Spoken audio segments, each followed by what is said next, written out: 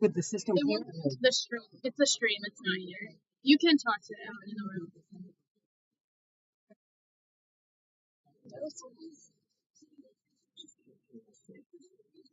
My name's Melissa, and I work over here at GCI. I'm also coordinate CPT team.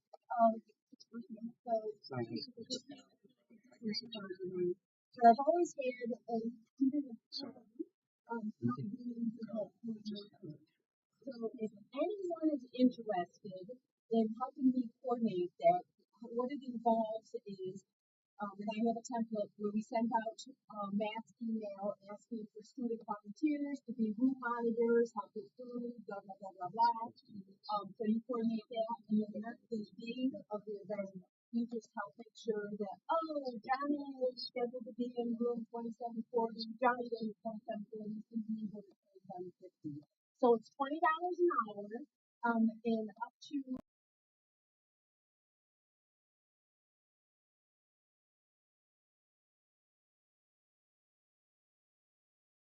interested in doing That's why it's supposed to go through there. you can get my contact information from me. Okay? Thank you.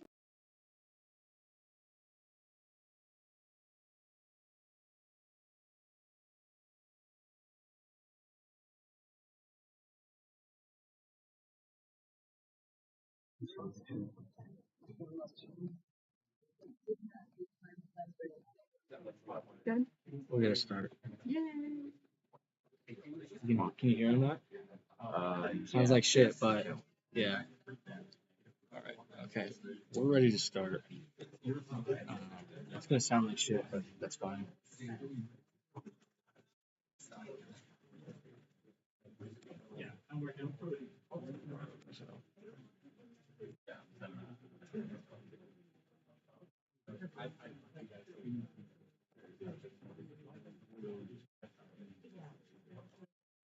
Yeah, but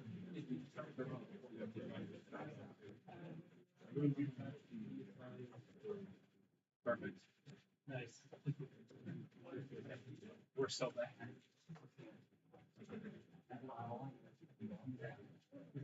We're ready. All right, we are ready to start.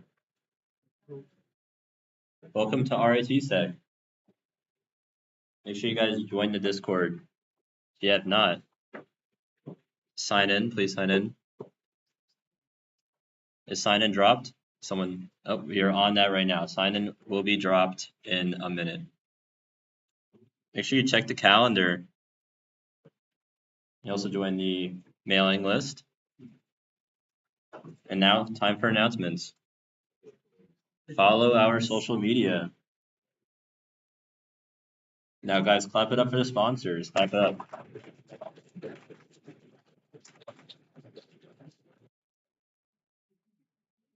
All right. Did you guys do a co-op this summer? Make sure you scan this QR code. Tell us about it. We have a movie night social event hosted by our new social events lead, Michelle. I recommend you guys go check that out tonight.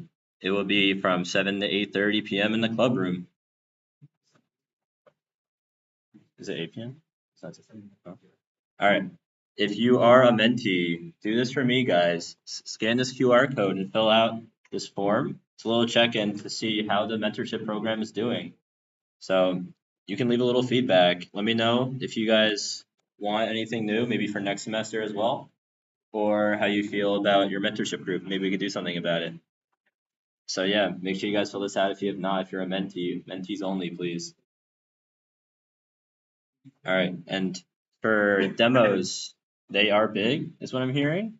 And I'd say recommend downloading them now from the Demo Help Announcements channel. We'll be announcing that again as well after the education topic. And now for Intro to Blue Team by Max, Green, and Luke.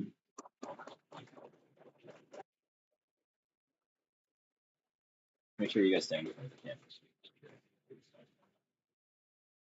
Hello, everybody. Today we're going to be presenting on Intro to Blue Team.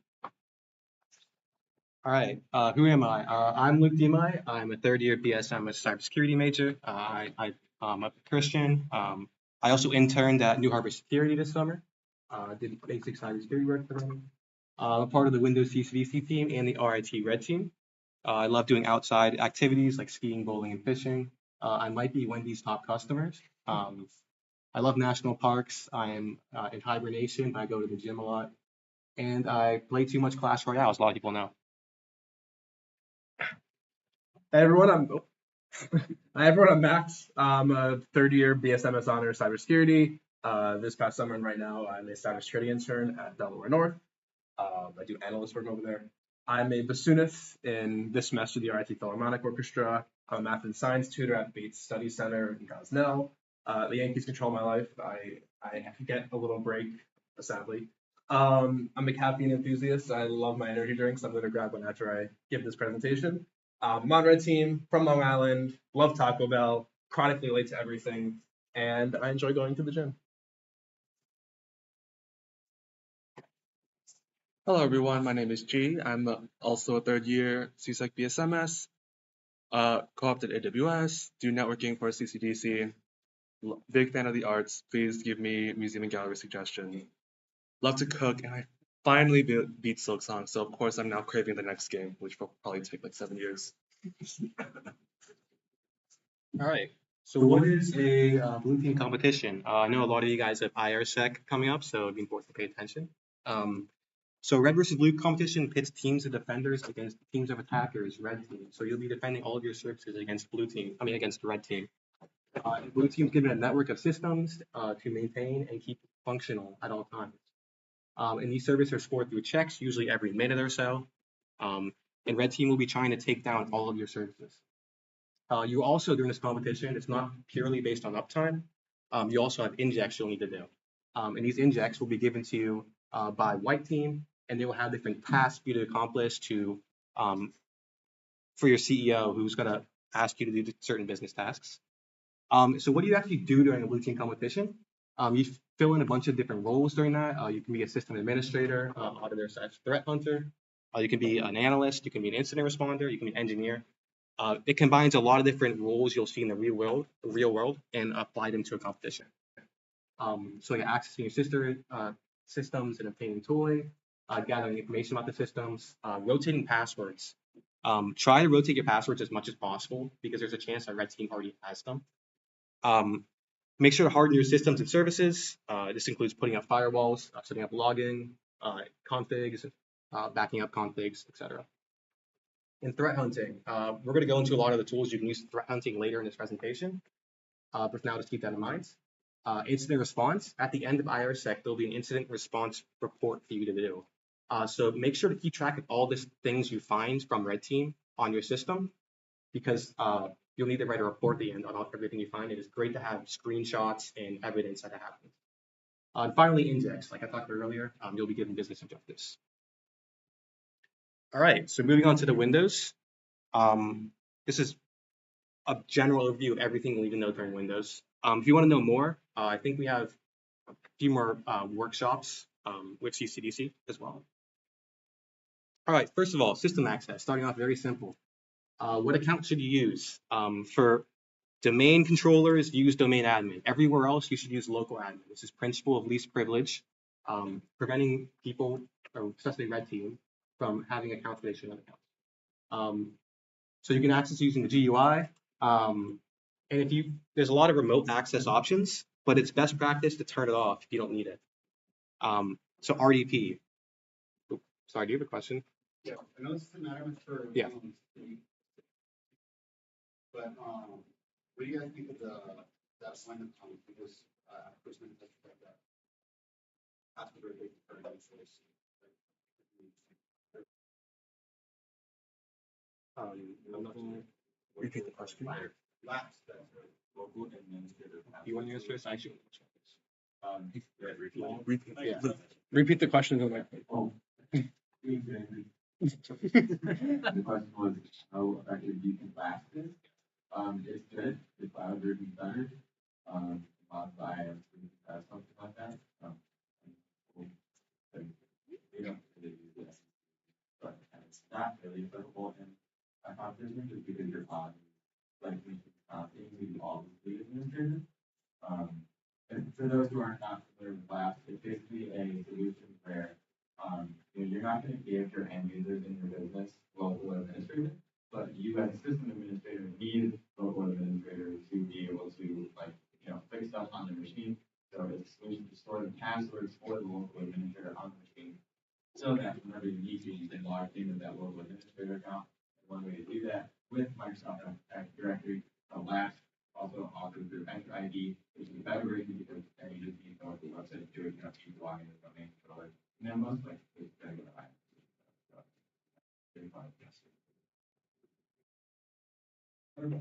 Going back to remote access, so there's a couple different ways to do remote access on Windows. First of all, the most important one is RDP.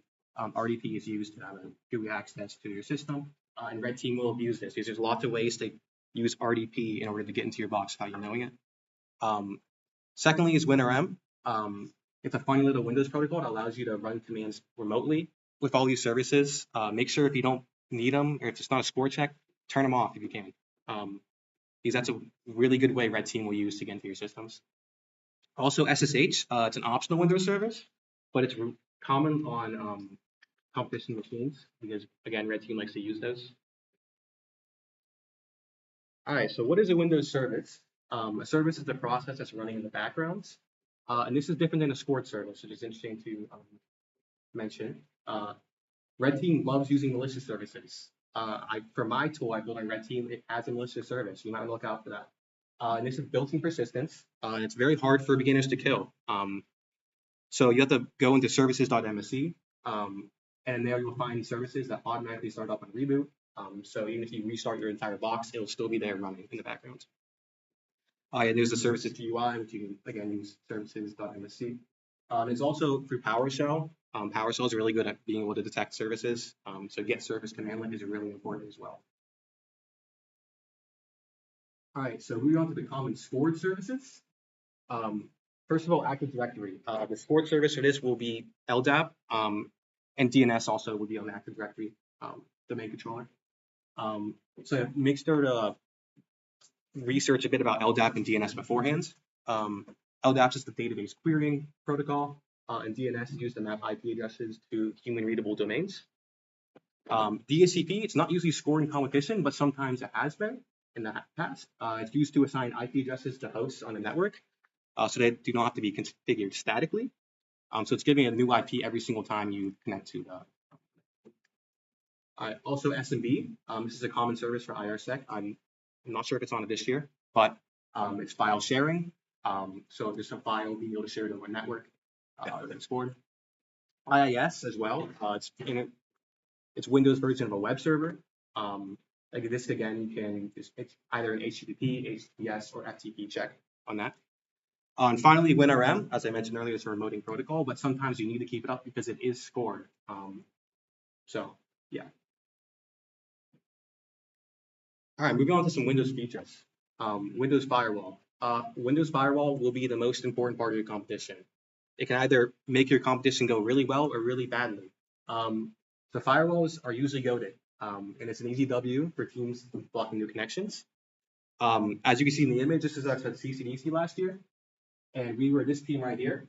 And that's what happens when you have a functional Linux firewall for the first time ever. So it just shows you how good it is to keep Red Team out if you have a functional firewall. There's 3 different profiles: domain, public, and private. So make sure to pay attention to all of those. And they have logging settings as well. If you really want to get into the logs of firewalls, they have logging settings. The rules can be set via the GUI or the command line. And yeah, firewall scripts. If you want to do anything before comp, make a firewall script. Just make sure you test it before it and make sure it doesn't lock you out of the service or out of your box. That's an issue as well. All right, for group policy, Active Directory has the ability to make group policy. Also, you can do local group policy on computers. But yeah, there's definitely going to be an inject in the competition, or not definitely, but there has been most competitions of developing a group policy for your domain. So make sure you experiment with that beforehand because you're going to need to know how to do that. You can enforce policies using GPU update force. And each set rule can be found in the registry, which we'll go into a bit in the next slide. But yeah, it's used to enforce configurations and settings across a system or domain. So it's used for just general group management purposes. All right, the registry. I'm not going to go too deep into the registry because it's really complicated. But basically, it's a database that controls everything on your system, pretty much. Everything. It allows you to configure values related to almost everything on Windows, like users and applications. And you can view it using regedit. And this allows you to modify values stored within the registry. And it's very much used for hardening purposes. There's a lot of registry keys that could be misused, especially by Red Team, and they allow you to get into the system. And you can use through the command lines. You can use reg commands such as regadd, regdelete, regquery to find use malicious or just general hardening if you need to do general hardening.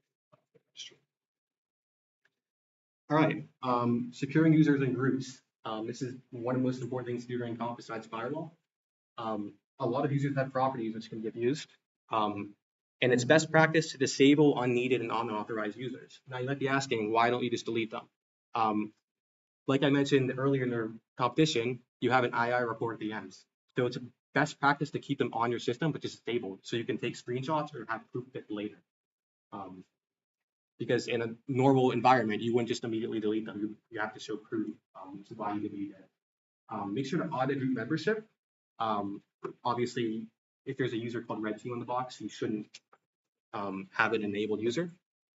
Here's some other useful commands. A lot of this is group querying and potentially making or removing users as well. And then you can use LUSR manager.msc. I don't know if now said actually, but it's used to audit local systems, and DSA.msc, which will audit remote systems. Is it actually? user. Oh, I'm dumb. Okay. Yeah, it's local user manager.msc. Yes. All right. Rotating passwords. This goes hand in hand with securing users. Your credentials are compromised from the start. Red Team knows your credentials because it's in the packet. So you want to change those fast as you can. That should be one of the first things you do in the competition. Passwords don't just exist for the system users; they can also exist for services and applications. So a lot of, if you're especially on Linux, but it doesn't apply here, but services do have passwords as well. So make sure to change those and make sure to update those in the score checks as well. You might have to change a password multiple times throughout the competition. In fact, we recommend you change your passwords multiple times throughout the competition because, again, Red Team has those passwords. It makes it more of a nuisance for them. And yeah, don't use the GUI for passwords. It's really inefficient and not helpful. Just use NetUser. It's very easy and it gets done really quick. All right, threat hunting. Threat hunting is searching for malicious behavior in the system. This is what you'll be doing most of competition during RITSEC. So it's searching for abnormalities. Because Red Team has lots of persistence on your box. It'll be running very slowly because there's so much stuff running on their box. So there'll be, for example, there'll be startup programs, scheduled tasks, run keys, and shims, all just ways that Red Team keeps persistence on the boxes. They also abuse misconfigurations of services. There can be malicious DLLs, malicious services, like I've explained before. And yeah, all of that will be on there. In the next couple of slides, I'll give you some more important tooling you can use to try and find these threats in the system. So the most important Windows tooling will be System Terminals. System Terminals has so many good tools that help you threat hunting. So make sure you play around with these before comp. That's another important thing you want to do. First and foremost will be auto runs. Auto runs is the best. Auto runs is able to detect auto start locations. And this includes in the startup folder, the registry keys, the scheduled tasks, services, WMI, all these different places. It's really good for detecting auto start. So if they have something automatically running in the system, auto runs will catch it. I don't think I've been in a time where it hasn't caught something. It's very helpful.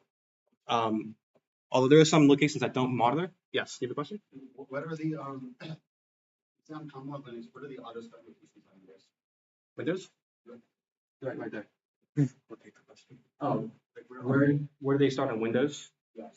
There's certain registry paths, for example. I don't know the exact path. It's very long. What? Just All of them right there are Yeah. auto run paths. those are all different places they can automatically run from boot. So make sure you check there. There's a couple of registry locations as well. Like I don't know the exact path again, but watch out for those for sure. Not every location is monitored, but a lot of the auto start, actually pretty much all the auto start locations are monitored.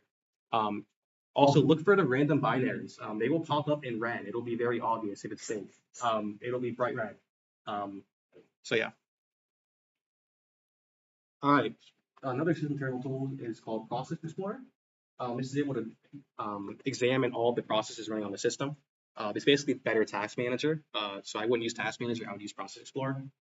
And it shows detailed information about process running on the system, including the process ID, the owner, different command line arguments it might be using, the process tree, some more loaded DLLs. This is really important for determining if this is a fake or malicious service. It'll be pretty clear, at least I think, if it is a malicious service because you'll have a lot of these things that they won't be correct, like a normal service will be. Including registry key values, processes, process IDs, etc. I know there are some examples out there of things you might want to look for. If you there's online documentation of things you might want to have as a filter if you really want to use this tool for a while. Also TCP view. It's like netstack commands, so it's able to access or enumerate all active TCP and UDP endpoints. And it gives again process name, process ID, protocol, the local address, remote address, creation time. And refreshes every second by default. So if red team has a connection to your box, you'll know instantly when using TCP. Yeah, make sure to look for those weird ports and programs. All right, finally, Sysmon. Sysmon is just event viewer but better. So Windows Event Viewer is a way to view logs for all your systems and services. So this is a better version of Windows Event Viewer, and it's built on top of it. So you can, using that file path on Windows Event Viewer, you can find all the Sysmon logs. And it's important to look for this. There's different events that might be important, such as process creation, network connection, image loaded, create remote thread, file create and registry events. And these are all things that could indicate red team activity on your system, and this will be able to catch it. And yeah, just going back to logging, the Windows Event Viewer, you can be accessed with Event Viewer .msc, and it logs four different types of logs: application, security, setup, and system logs. But yeah, like again, Sysmon, it's a better event viewer, so I recommend using Sysmon if you can. And it's super helpful for troubleshooting when a service goes down. For example, I use it all the time for IIS. IIS is kind of complicated to figure out what's going on when it goes down. If you go into logs, it'll be very easy to figure out what is going on. So I would highly recommend using this tool. Yeah, make sure to look for suspicious network connections and application names. All right, got some final useful commands you can, I guess, take a picture of if you want before you leave. But yeah, netstack, again, I would recommend using TCP view instead, but if you want to just use purely command line, this is important. ID config, net share, that's especially important for networking. Get net TCP connection, get net UDP connection. Again, TCP view might be better in my opinion. Get process, get service, get net firewall rule, and get scheduled tasks. This is important for threat hunting purposes. All right, that's all next. Now it's time for everyone's favorite part of the presentation, Linux. So why should I care about Linux? You might be asking. You should care about Linux. I don't think it's crazy to say that in any blue team competition, Linux machines will account for probably most of the boxes you're going to see, whether it's Linux servers, your router is probably gonna be Linux based. Your Windows might have Linux. Everything has Linux. So In Windows, we had Linux, like on clock. yeah, so Linux is very important, and you should care about Linux. In both in competitions and in real life, many services are hosted and run on Linux or Unix operating systems, and if these are compromised, you'll get very easy downtime. In a blue teaming competition, everyone on your team should at least be a little bit familiar with navigating around a Linux environment. If you're cybersecurity, you'll take 140. I think you get a little bit of stuff with Linux command line there. You'll get a lot of stuff with your networking classes. Learning how to navigate a Linux environment will be super helpful during a blue team competition. So for Linux, what your first 5 minutes should look like, as soon as your hands are on that keyboard, you should try to aim for easy fixes with big impact. So this might be changing passwords. Please change your passwords. Red team gets the exact same packet as you, and you don't want them to get in that easily, because if they're looking at the same packet and they see that, oh, this user's password is pass154, that's the default one. They just can log in with that. They have access. And if they have access, probably not good for you. Backing up important files, this is just generally throughout the competition, but you should do it in the first couple of minutes. Backup files that you're going to change before you change them, just in case that your changes backfire on you. Backup critical service files in a secure location. Backup anything that looks important. If there's a file that you think could be associated with a score check, you should probably back that up somewhere that red team can't find it. And during these first 5 minutes, trust me, things will go wrong. But you have to keep moving forward. Don't try to get stuck on one thing and but leave other things just because you're trying to get this one thing that's not going right. Because red team gets access to the boxes before usually in most blue team competitions. Things will be broken from the start. You don't want to get caught up trying to investigate some red team tool while you still have default passwords. So there's been IRSEC blue teaming presentations, like workshops, past couple of weeks. I went really in depth on all of these services during. Oh yeah, sorry. Question. Is there a place where should you have the files be? A location where red team can't find them. So it should be your own special location. Oh, sorry. The question was, where should I back up those files to? And the answer is just a location where you know where it is, where it might not be obvious to red team. So, for example, for CCDC, we do not put this in our script. It's all listed for public on the internet and red team stuff. I'm going to find your script. Or we type in that location. It's like manually the day up. Like each year, like last year, we program data epic. Yeah, awesome. But common Linux services that you might see during competition. I mean, I don't know if the IRSEC packet is out yet, but if you're doing IRSEC, those are going to be in that packet. Yeah, but some services you might see are SSH as a scored service, FTP as a scored service, HTTP or like a web service as a scored service, SMTP or IMAP, mail services as a scored service, databases as a scored service, and Docker can really be used to host basically anything in a container.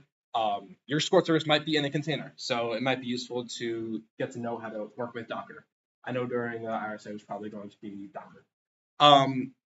Again, if you want an in-depth, in the IRSEC blue teaming workshop, I go over like where the config files are, some like security things. So those are in announcements if you want to scroll back up and check them out. But in general, for blue teaming services, you want to most importantly learn what the score check does. If red team knows what the score check does and you don't, they can use that against you. So try your best to figure out what that score check does within the first maybe like part of the competition. And some changes that you might think are secure are going to break the score check. So really know exactly what it does. Again, change default passwords. For a lot of RIT competitions, if you change a password that's used in a score check, you have to update that in Scoreify. That'll be gone over during IRSEC. But if something like that is required, look into that, because if you change the password on the host and don't change it in the score check, it's going to keep trying to log in with the old insecure password, and your score check will stay down.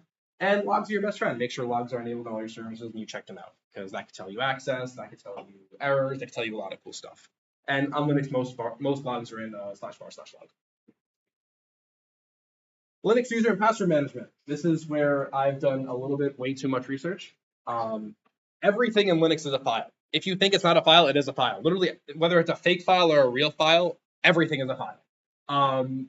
Some important files for users and passwords specifically. Etsy password is where you're going to find basic user account details and shells, username, what shell they log into when you log in, home directory, stuff like that. Etsy shadow are going to store the user password hashes. Etsy login.defs are going to be where you find default user creation and password rules, like password complexity, length, stuff like that. Etsy group is where you're going to find group definitions, memberships. Etsy sudoers are where you're going to find sudo permissions about how you can log into admin. You edit this file with vsudo, just the command vsudo one word. And /var/log/auth.log is where you're going to find authentication logs. Successful logins, unsuccessful logins, stuff like that. There are some commands that alter these files for you. I recommend using these commands because if you try to edit them yourself, you might mess something up. User mod modifies property of user account, and password changes the user password. There's also ch password, which has a similar functionality as different execution. PAM. All Linux since probably 30 years ago use PAM as their authentication modules. PAM stands for pluggable authentication modules. They were created as basically like a solution to modularly enable different kinds of authentication on Linux. Different distributions use different versions of PAM. Most Linux distributions use Linux PAM. FreeBSD uses OpenPAM, but they do the same thing mostly. All service/system authentication goes through these PAM modules in some way, and you can configure which modules to use and how to use them in etsy/pam.tv. Yeah, and it is this cool graphic about how these PAM modules are loaded. Yeah. Linux firewalls. Linux firewalls are more or as important as Windows firewalls. How firewalls normally work, you can create rules to block and allow different network connections. Some high-level firewall tools that you can use on Linux are going to be UFW or uncomplicated firewall on Debian-based distros. Some example commands to enable the firewall, allow certain ports denied from a IP address range. Firewall D or firewall daemon is going to be on Red Hat. So it's going to be like longer commands, but they accomplish the same thing. For low-level firewall tools, if you want to get granular with it, there's going to be IP tables, which is going to be default installed on most Linux distributions, I think. And then there's NF tables, which technically exists as a more modern replacement for IP tables, but it might not be installed by default. Linux hardening. Secure configurations are your best friend. Red Team can exploit these insecure configurations and maintain persistence. So look into some system and service security. Yeah, look into services on the network, where their configuration files are located, most likely in Etsy, and how to secure them. For example, you can set permit root login to no in Etsy sshd_config to disable SSH authentication with root, which you might want to do because you don't want Red Team logging in as the root user. And look into like system hardening, like changing default credentials, auditing the Etsy sudoers file, getting rid of unused services, especially remote services that you don't need. If you have LAN access to a box, you probably don't need SSH as a server as a service. And yeah, update back. With Linux reconnaissance and audit, at the beginning of competition, you want to familiarize yourself with the infrastructure you have and the machines that you're working on. To run an initial audit of the various like important locations in the machine, find your SSH keys, which are going to be in the home directory .ssh authorized keys. Those are going to be authorized keys that are allowed to log in as that user over SSH. And there's a similar location in the root directory for the root user. See what ports are open on the system. Using SS or netstats kind of deprecated. So use SS to see socket connections, or nmap if you really want to get fancy with it. See running processes with psfox. Adding an F will list pair processes, so it's super cool to look at. Look at running services with systemctl, list units type service, state running. Look at scheduled tasks. These are all going to be like your cron directories. There's a bunch of them. You might miss one or two. and users and groups in Etsy password and Etsy group. You have to know your system better than Red Team, because if they know better than you, they can use that against you, like I said earlier. Grunting. Here's a really nice persistence map that's very blurry, but you can see it better if you look at the slides later. But again, like Luke said earlier with Windows, you're probably going to spend like a lot of like the middle of the competition just like hunting for red team tools and hunting for threats. You want to regularly audit the system for new malicious activity. You can look for binaries and files that might not be installed by a package, maybe red team dropped in there. You can use debsums on Debian-based distros or RPM Tech QF on Red Hat. Investigate suspicious network connections. You can see which processes are associated with specific services bound to a port, and maybe that service might not be critical. Check files that are run on login/logout, like .bashrc, Etsy profile, --logout. Check for rootkits and malicious modules. You can use lsmod to list loaded kernel modules. It might not be there. Rootkits are pretty hard to find, but that's important. And just some useful prompting commands. You can use W or who to list current terminal sessions and check for logged in users. So maybe you might want to check that out and end certain sessions that aren't associated with you. Killtac9 with the PID or the process ID will just end that process with the given process ID. And you can get the process ID from PSOX. TCP dump, T-Shark, NetHogs, Wireshark are all tools you can use to analyze network traffic on Windows.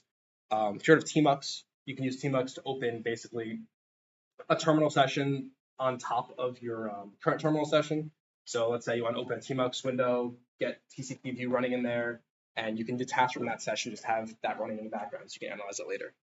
And strings. If you find a binary that might be suspicious, you can strings it, see if you find any strings that could lend itself to being suspicious. And up here, take screenshots of everything. I'm going to get into incident response later, but you want screenshots of all malicious activity you find because that will help you a lot on incident response. Troubleshooting. This is at least my final slide. Why is my service down? That is the question you will ask yourself a lot during a blue team competition. Is the service turned off? You can try systemctl start service, and if it starts, maybe it just got turned off. Maybe red team did, maybe you did. I don't know. Is the score check being blocked by a firewall rule? iptables TACL you can use to view current firewall rules. Is the service erroring on restart? You can check your logs. Journal CTL TAC XEU service will list logs for that specific service. Is some part of the score check erroring? Maybe a missing file. Use your backups. Know what your score check does so you know if you need to restore a file.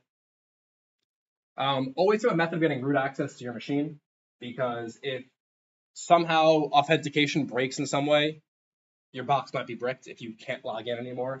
But if you have a root shell open, you can probably edit whatever happened to lock you out.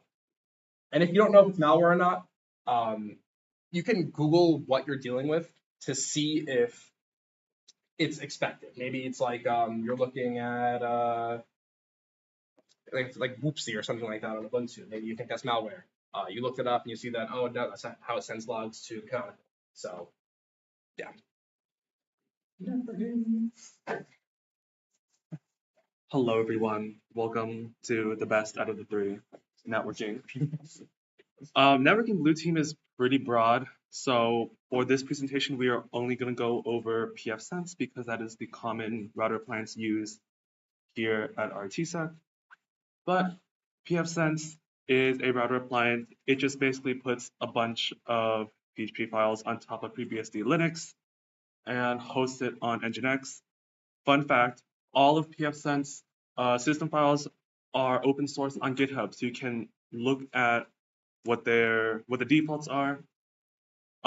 It's a really good way to see if a file has been maliciously modified. I like to grab files here all the time and put my own little backdoors in them. And it's also a good way to learn how the pfSense system works. So, with Windows and Linux blue teaming, a lot of your focus is going to be on the services hosted on those machines. However, if you are fulfilling the networking role on your team, your focus is going to be analyzing network traffic and you are the point of contact to let your team know if there's anything suspicious going across the network. pfSense provides a really easy command line tool to do that called Easy Rules. You can block traffic, add an allow rule, configure it via interface, protocol, and source and destination IP addresses. Note that you can only add rules to the system. This method, if you want to remove them, you have to go into the GUI, unfortunately, unless you're using a PF, which is a more granular tool as opposed to Easy Rules. And note that these are only applied at the router level. So like I said, pfSense is built on top of FreeBSD Linux. You also need to set host firewall rules either through IP tables or NF tables. And just as Max just reiterated, to reiterate him, everything comes back to Linux. Yes, you're going to be managing all the network traffic and you're trying to secure all the interfaces, but you need to check who's logging into my router. Where are they logging in from? So the who or last command shows you who's logged in and what terminal ID they have. And if you're like, that person's not supposed to be logged in, you can do pkill tac9 tapt to kill all processes associated with the terminal, which essentially kicks them out. Look for scheduled jobs in etc cron tab, and /var/bool/cron. Look for rootkits. Those are the two most common directories, but there are other methods. You're going to be auditing and doing inventory as part of your initial plan. And fun thing about FreeBSD is there's this directory /etc/rc.d. Any script in this directory automatically gets run on startup. So if you see something weird happening when you restart your router, which hopefully is not happening a lot, but might want to go check in this directory. So some common breaks and fixes. All your traffic is getting blocked for no apparent reason. None of your team can access anything. There's probably a default drop all rule. So you can go into your GUI. I'll show you where all the firewall rules are configured in a bit. But if you can't access the GUI or ping an interface, check if it's down. So I have config. And packets are getting dropped, but all your firewall rules are good and the interface is up.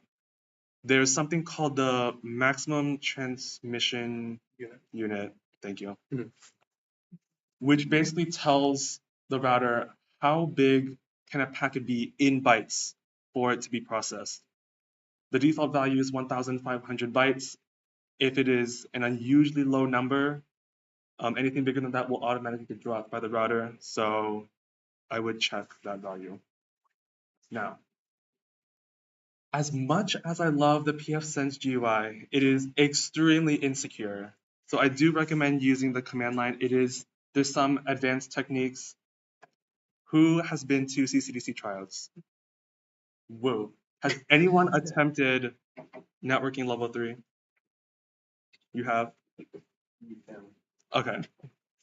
Have you edited the config file for pfSense yet? No? Okay.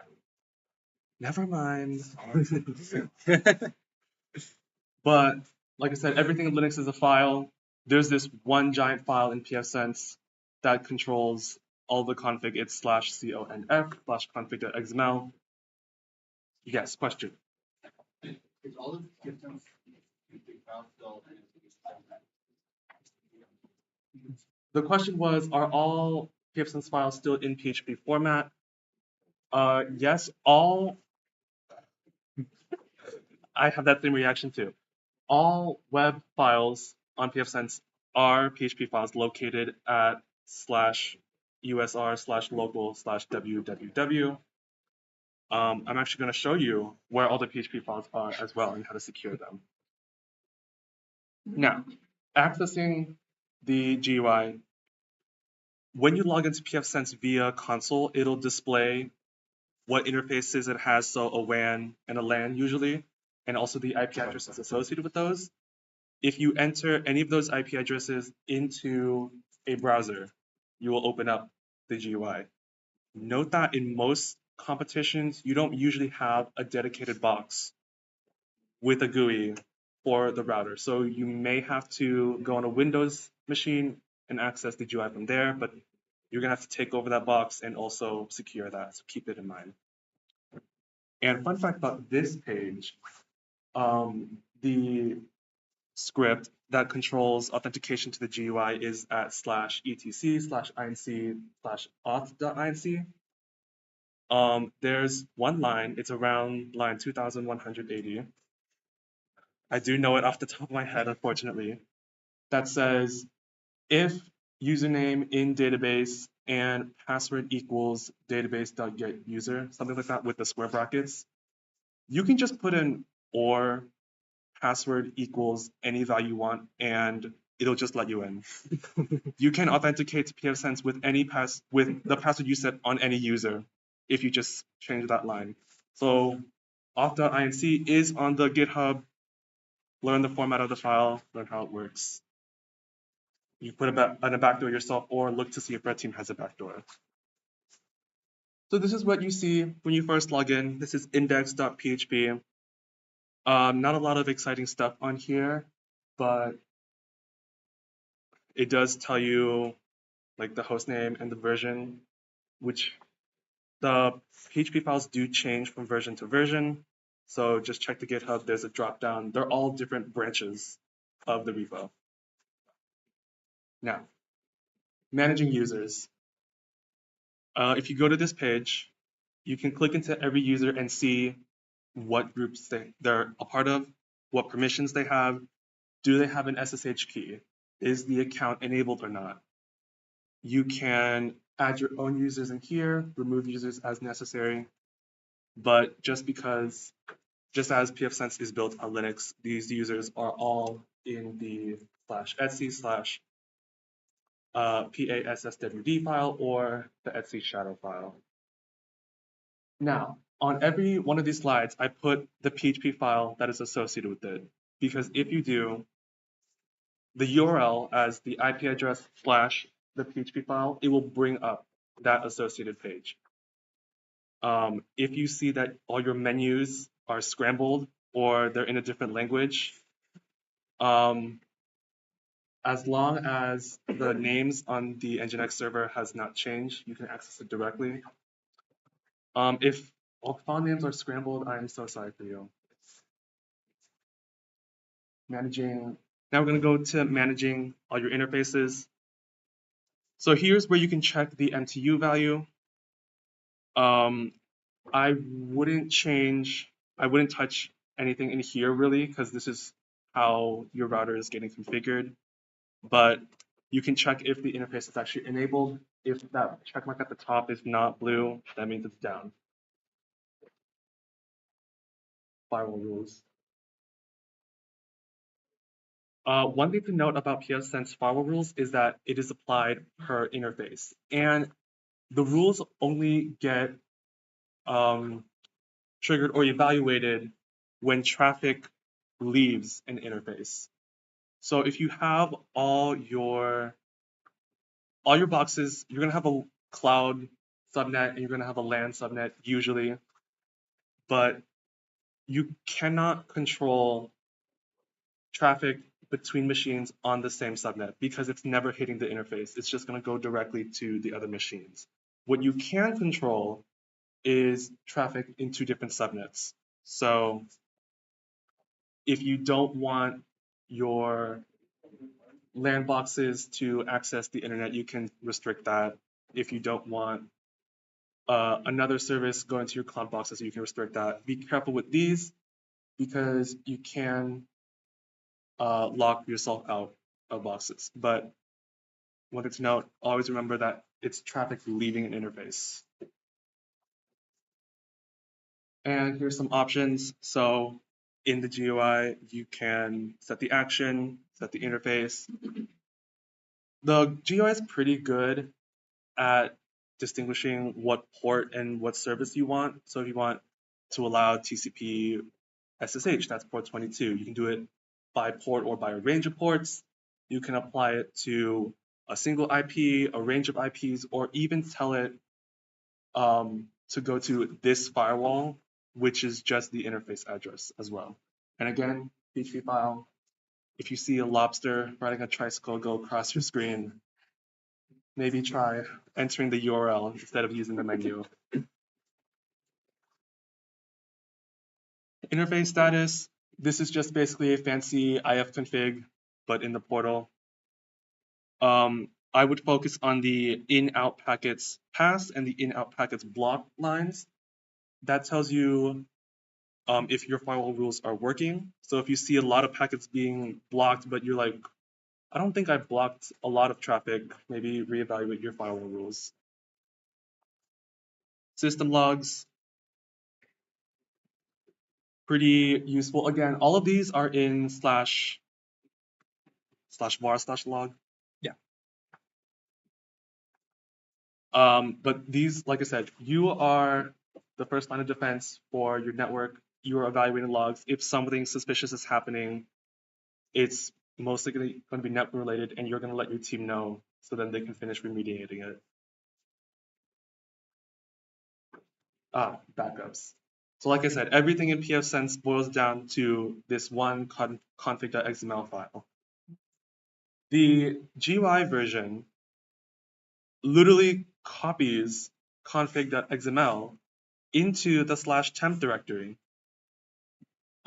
If you know anything about the /temp directory, it's that it's temporary. It does not persist. So if you restart, your backups are not going to be there. I don't know why pfSense does that. It's a really great feature. So I just like to manually copy the config.xml file into another directory of my choice that Red Team doesn't know. But note that pfSense has a special log that tells you whenever the config file is changed. So if you use the head command, which just prints by default, the first 5 lines of a file, it'll tell you who last modified the config and when it was last modified. And some helpful diagnostics. These should be your best friend if you're using the GUI in competition. But everything can be done via the command line. One important thing to note, that diag_command.php file, if anyone has access to your GUI and they go to this page, they can run any command they want on your pfSense box as admin. And fun fact, if you delete this file off the system, so rm f/user/local/www/diag_command.php, then no one can execute commands as admin from your GUI. It's amazing. But do make sure to back up all your GUI files first. You can edit files, but you can do that using VI on the system. Packet capture is just TCP dump. pftop, I usually have this open just as a separate terminal on another machine because this evaluates all the current flowing traffic. So if you see, oh, hey, Luke, I see this one weird IP address is going to your machine. Do you know what this is? And Luke's going to be like, I have no idea what that is. Maybe you should block that. Some tips and tricks. Back up all your GUI files. Know your baselines. Like, we're going to sound like a broken record, but if you know your baselines, it's going to save you a lot of time and stress from evaluating some red herrings. So what are the default services and cron jobs? I literally just spun up a fresh pfSense box, ran service tac e, copied all of them into a file, just simple URLs. So if that's enabled, maybe look into that and keep track of how the router can be accessed. So is SSH enabled? Who can SSH? Again, you can view the SSH keys for every user in the GUI or in their home directory /.ssh directory on the system. And how can that SSH? That's checking the logs. Oh, that's an interesting note on the bottom there. Now we're going to go into some automation and scripting. So like we said before, your 5-minute plan should be knocking a bunch of the basics out because you want to save a lot of time for your digital forensics and your inject writing. On Windows, you'll have PowerShell or Bash scripts. Linux runs Bash. Note that pfSense is on FreeBSD, so it runs sh, not Bash. There is a slight difference in the syntax. You can also use. Why is Java on there? There's a question mark next to it. You can C++, really? You can use anything. If you really aren't comfortable using shell scripting, you can use any language for scripting. I would recommend that you learn the native scripting though, for your machine. But Python's really useful because there is an OS library, and it's also, you don't have to be on the specific OS to use Python. Ansible is the GOAT.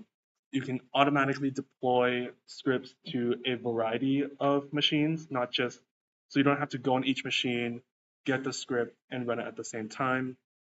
But what should you be automating? Rotating passwords, inventorying the services,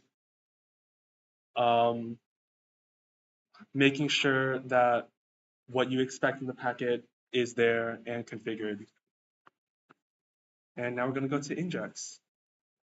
All right. The final part of blue teaming is going to be going over how to write a good inject. A lot of what we went over today was very technical, and the technical aspects of working as a blue teamer. There's also a lot of non-technical aspects, and injects are one of the big non-technical aspects. In a blue teaming competition, you are an employee. You're simulating that you're an employee for a company, for whatever scenario that you're in. And one thing that employees get is work. And you will probably be given a good amount of work during the competition to do on top of securing these boxes, doing all of this technical stuff. You're going to have to worry about this. So learning how to write a good inject quickly will benefit you greatly.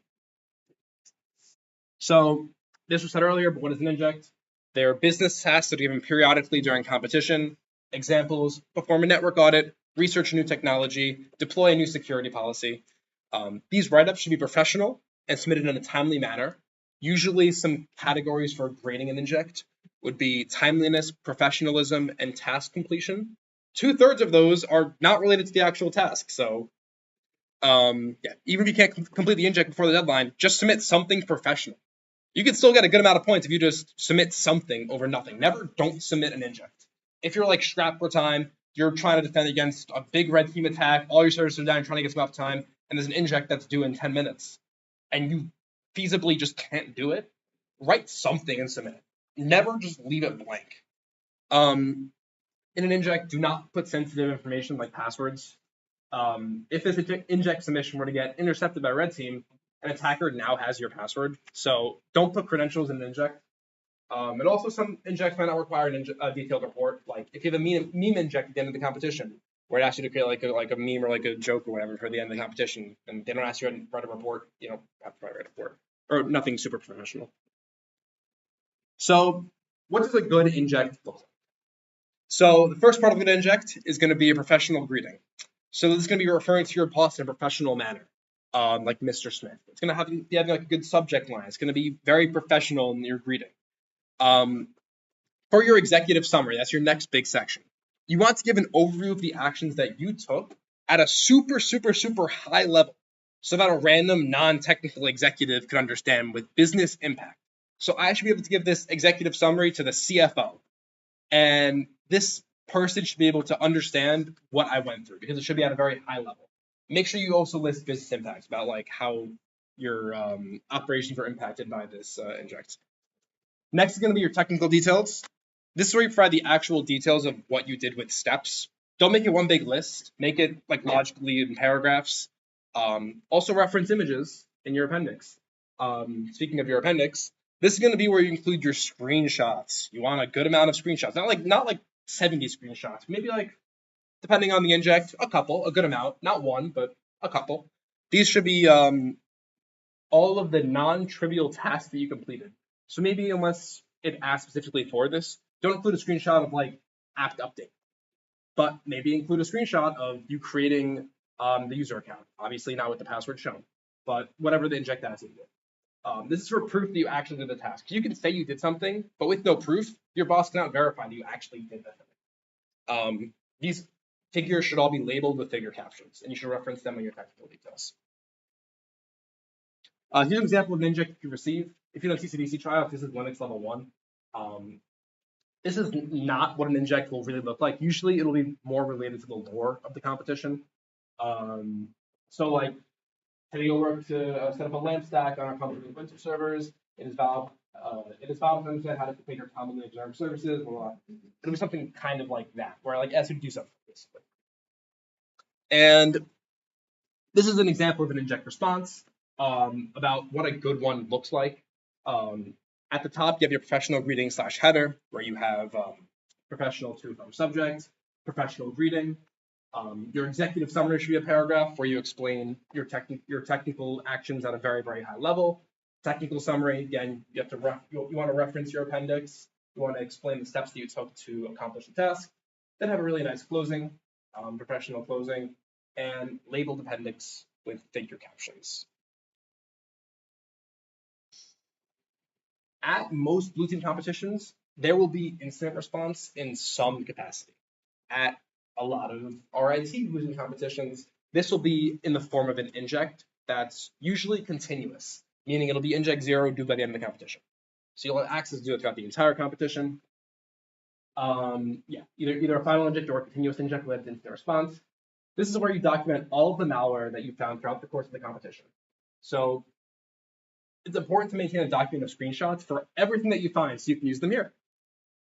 Hit all parts of the IR lifecycle, document how you came across the incident, how you contained it, what other things were related to this incident, how you eradicated the incident, how you recovered from the incident, and the lessons learned. There will probably be a template that you're given that lists these out in really nice categories, so it shouldn't be too bad to format at all. There's the 1-10-60 framework: 1 minute to detect, 10 minutes to investigate, 1 hour to resolve. That should be your SLA. Yeah, that's IR. Make sure you don't write IR reports on something that wasn't red team related. If you red teamed yourself, which you might do throughout the competition, don't write IR on that because you made the incident. IR should really be for red team actions on your computer. So verify that it is red team first. All right, so some final tips and tricks before going into RITSEC. You're doing RITSEC next week. Don't stress yourself out.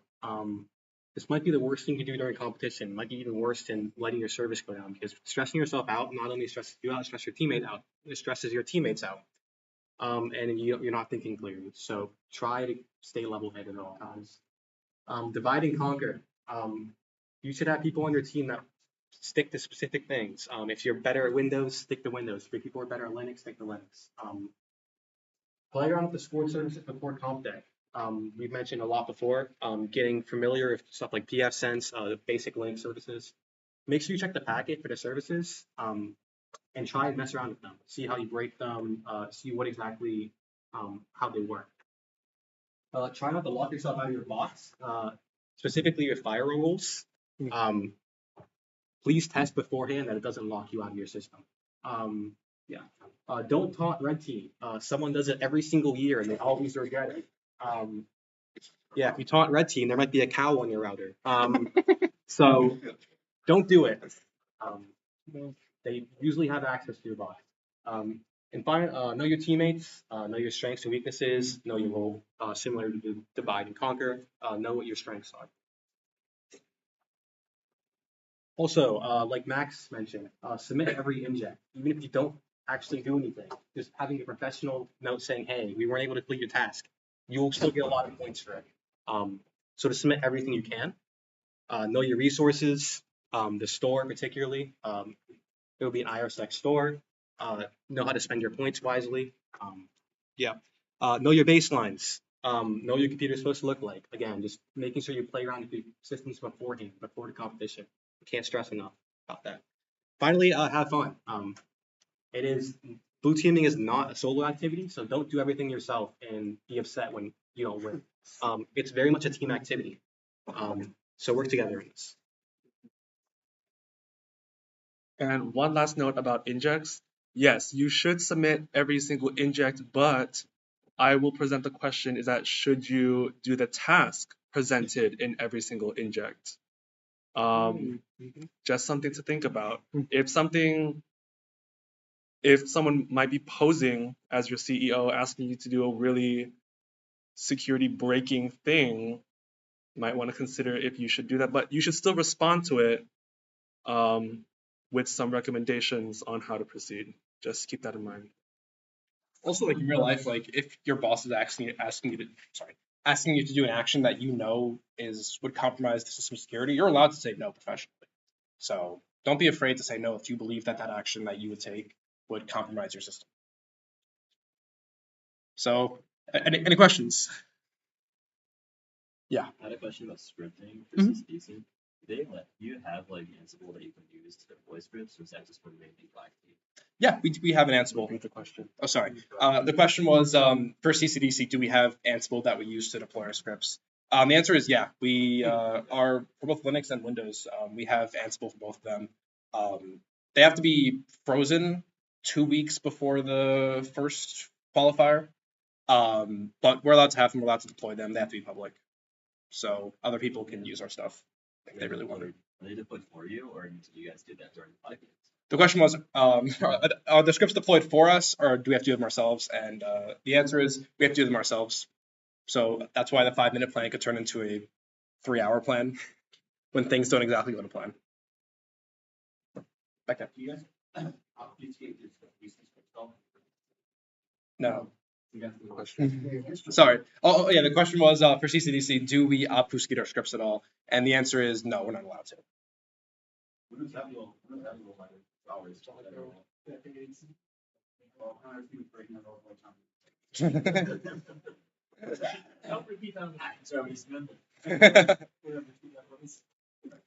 Anyone else? Any questions on blue teaming? Okay, cool. These slides will be posted, and there's some resources over here that might help you in your blue teaming competition. So thank you.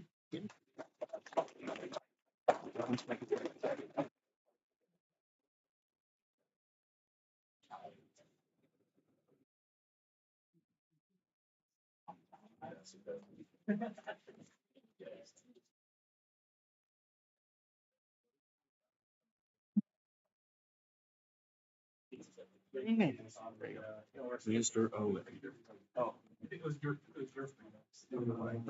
Hi everyone. Alright, demo time. So demos this week are to help you prepare for RITSEC. We have some Linux and some Windows ones for blue teaming. There are a lot more than usual this week, so lots to do if you haven't been doing those.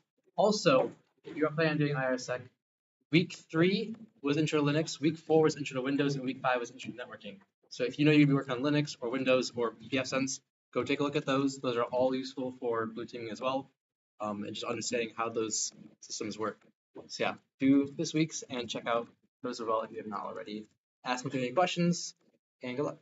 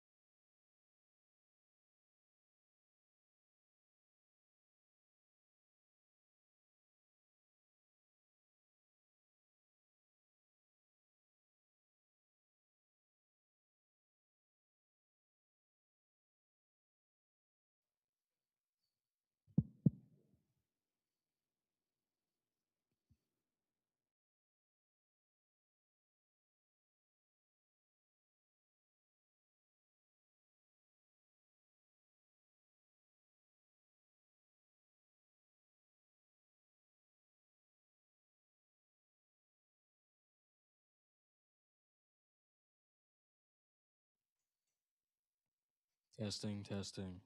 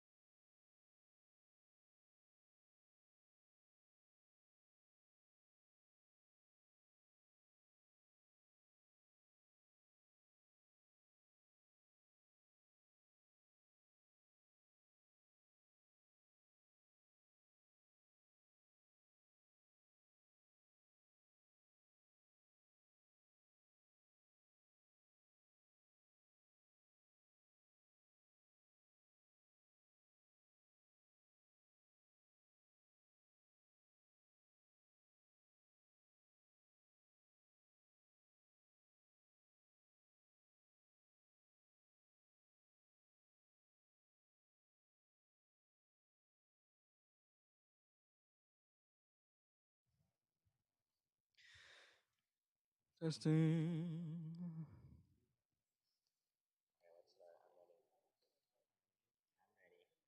The most awesome presentation.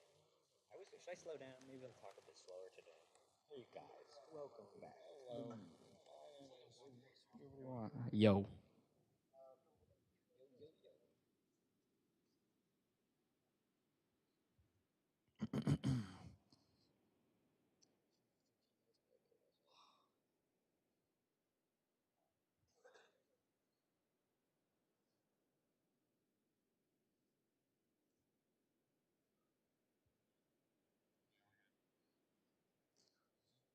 Oh, please turn the music off. Jeez. Okay, they had no idea. Hey guys. Welcome. Hello, Adam. How's it going? Oh, that's glad. I'm glad to hear that. Everyone enjoying their Friday?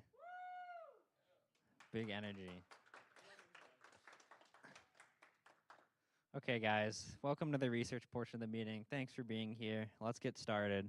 So if you're interested in presenting, I still need to update the form, so don't fill out the current one for presentations.ritsec.club. I'll make one soon for the spring semester. We're pretty much full for the rest of fall, though. And if you're interested in blogging, you can sign up there. You'll get some points and get some prizes.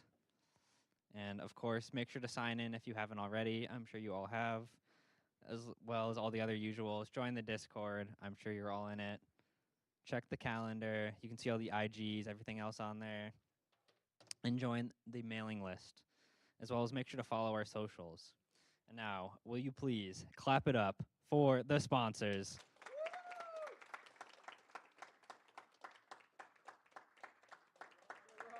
Thank you.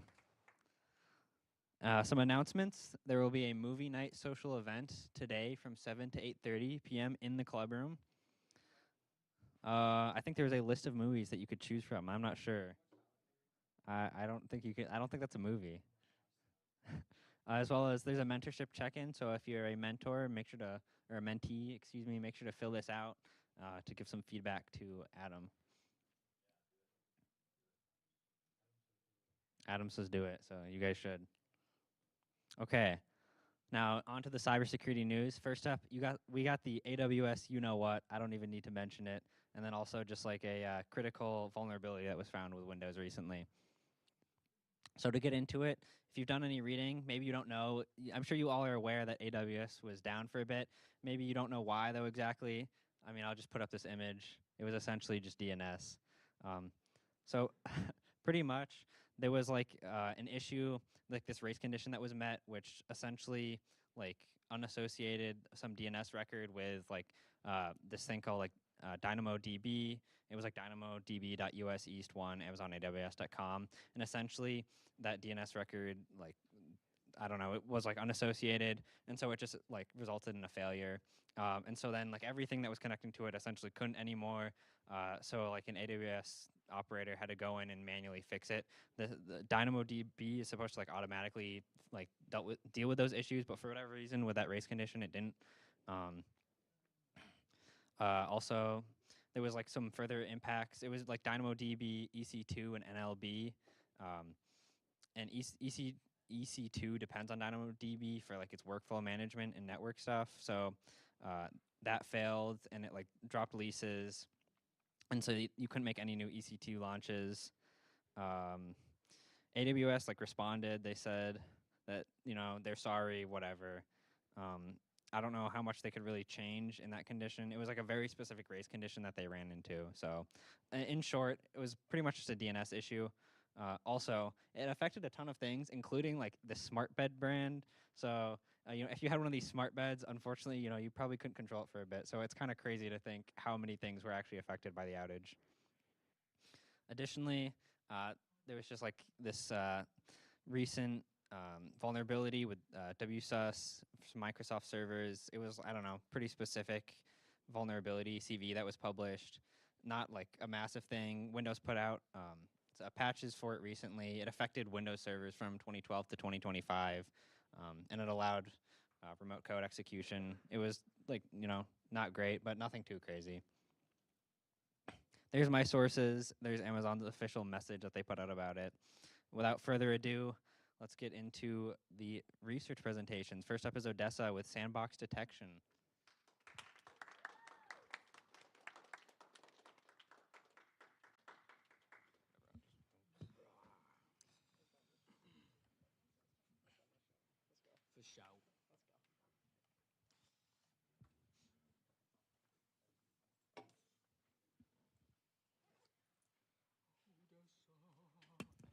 Test.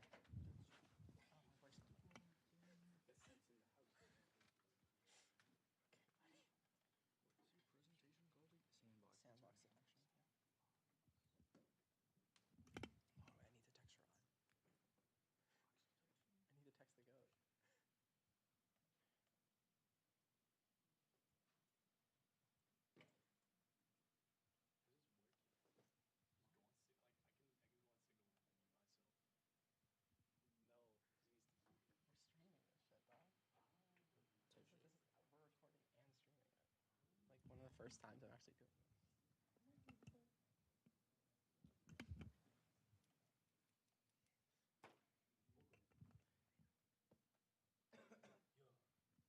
We're good?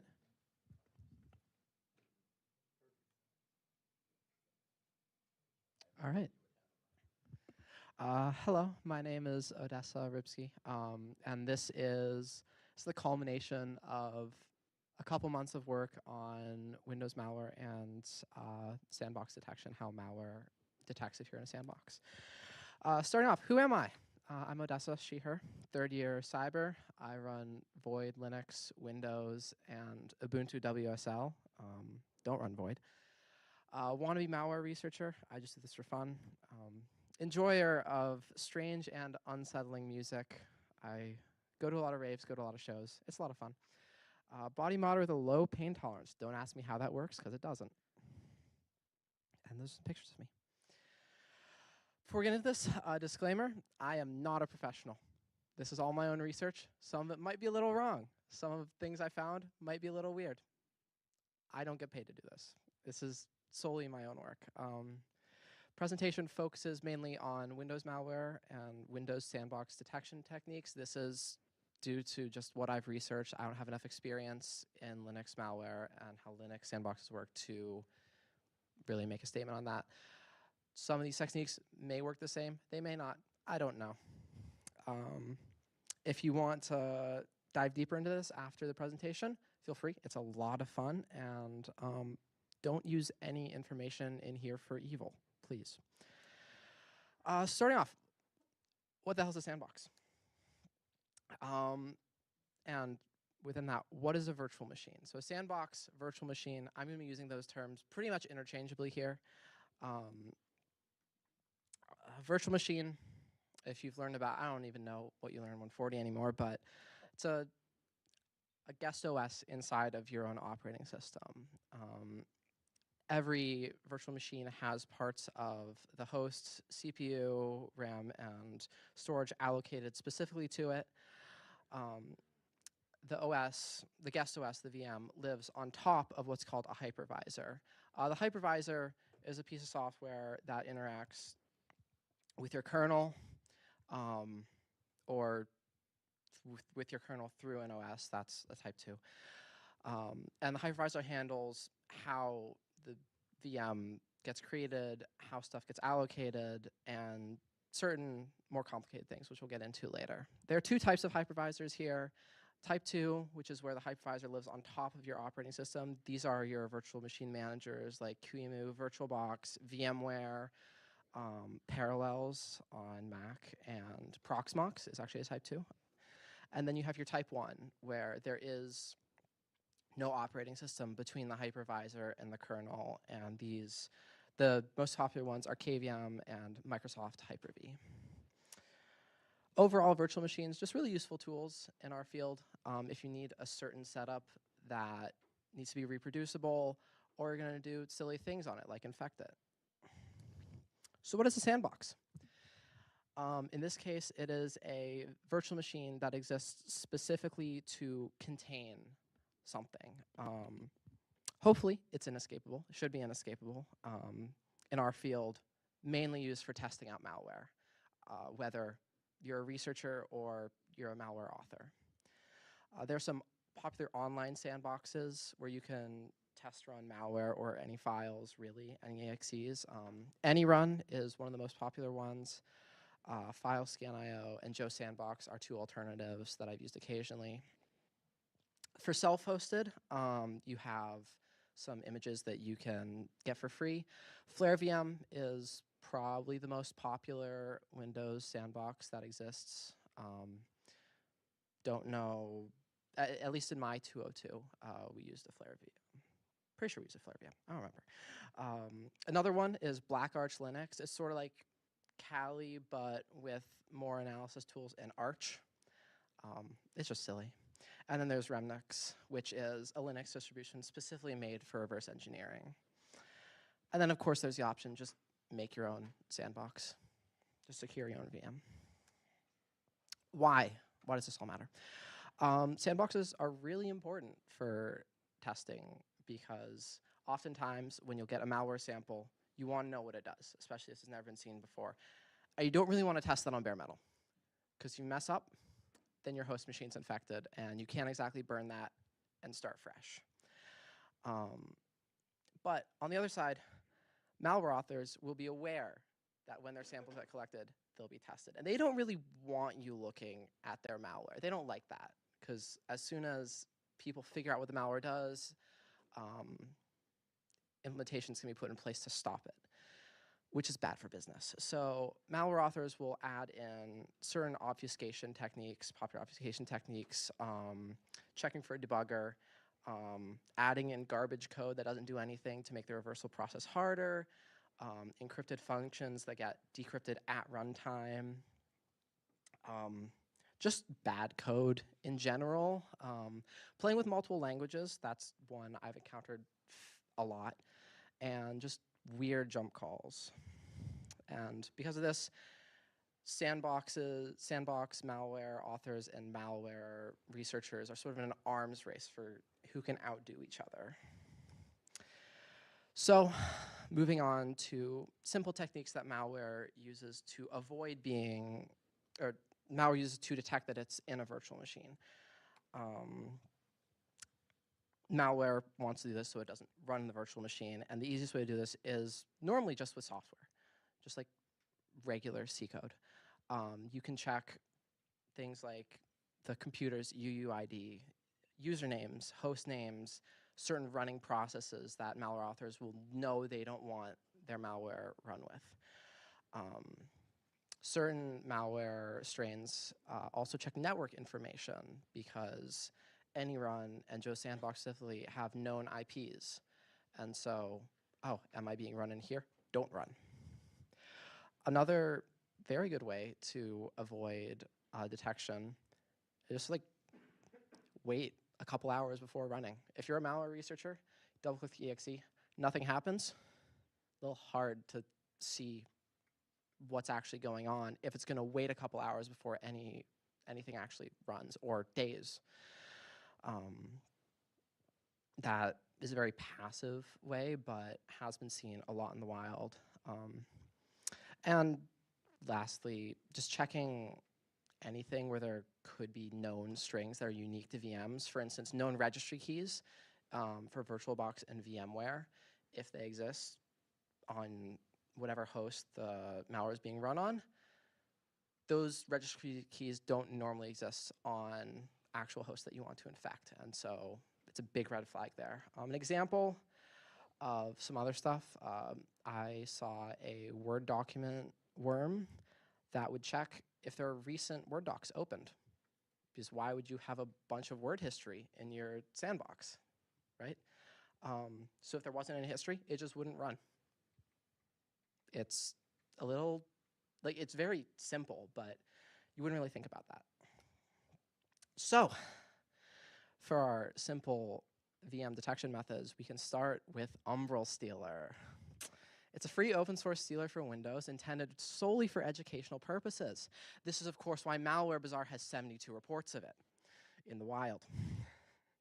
It grabs all your default info stealer things, all the browser cookies, your tokens, crypto wallets, Minecraft worlds for some reason, it's open source, so you can just go read it. Like you can go see exactly what it does.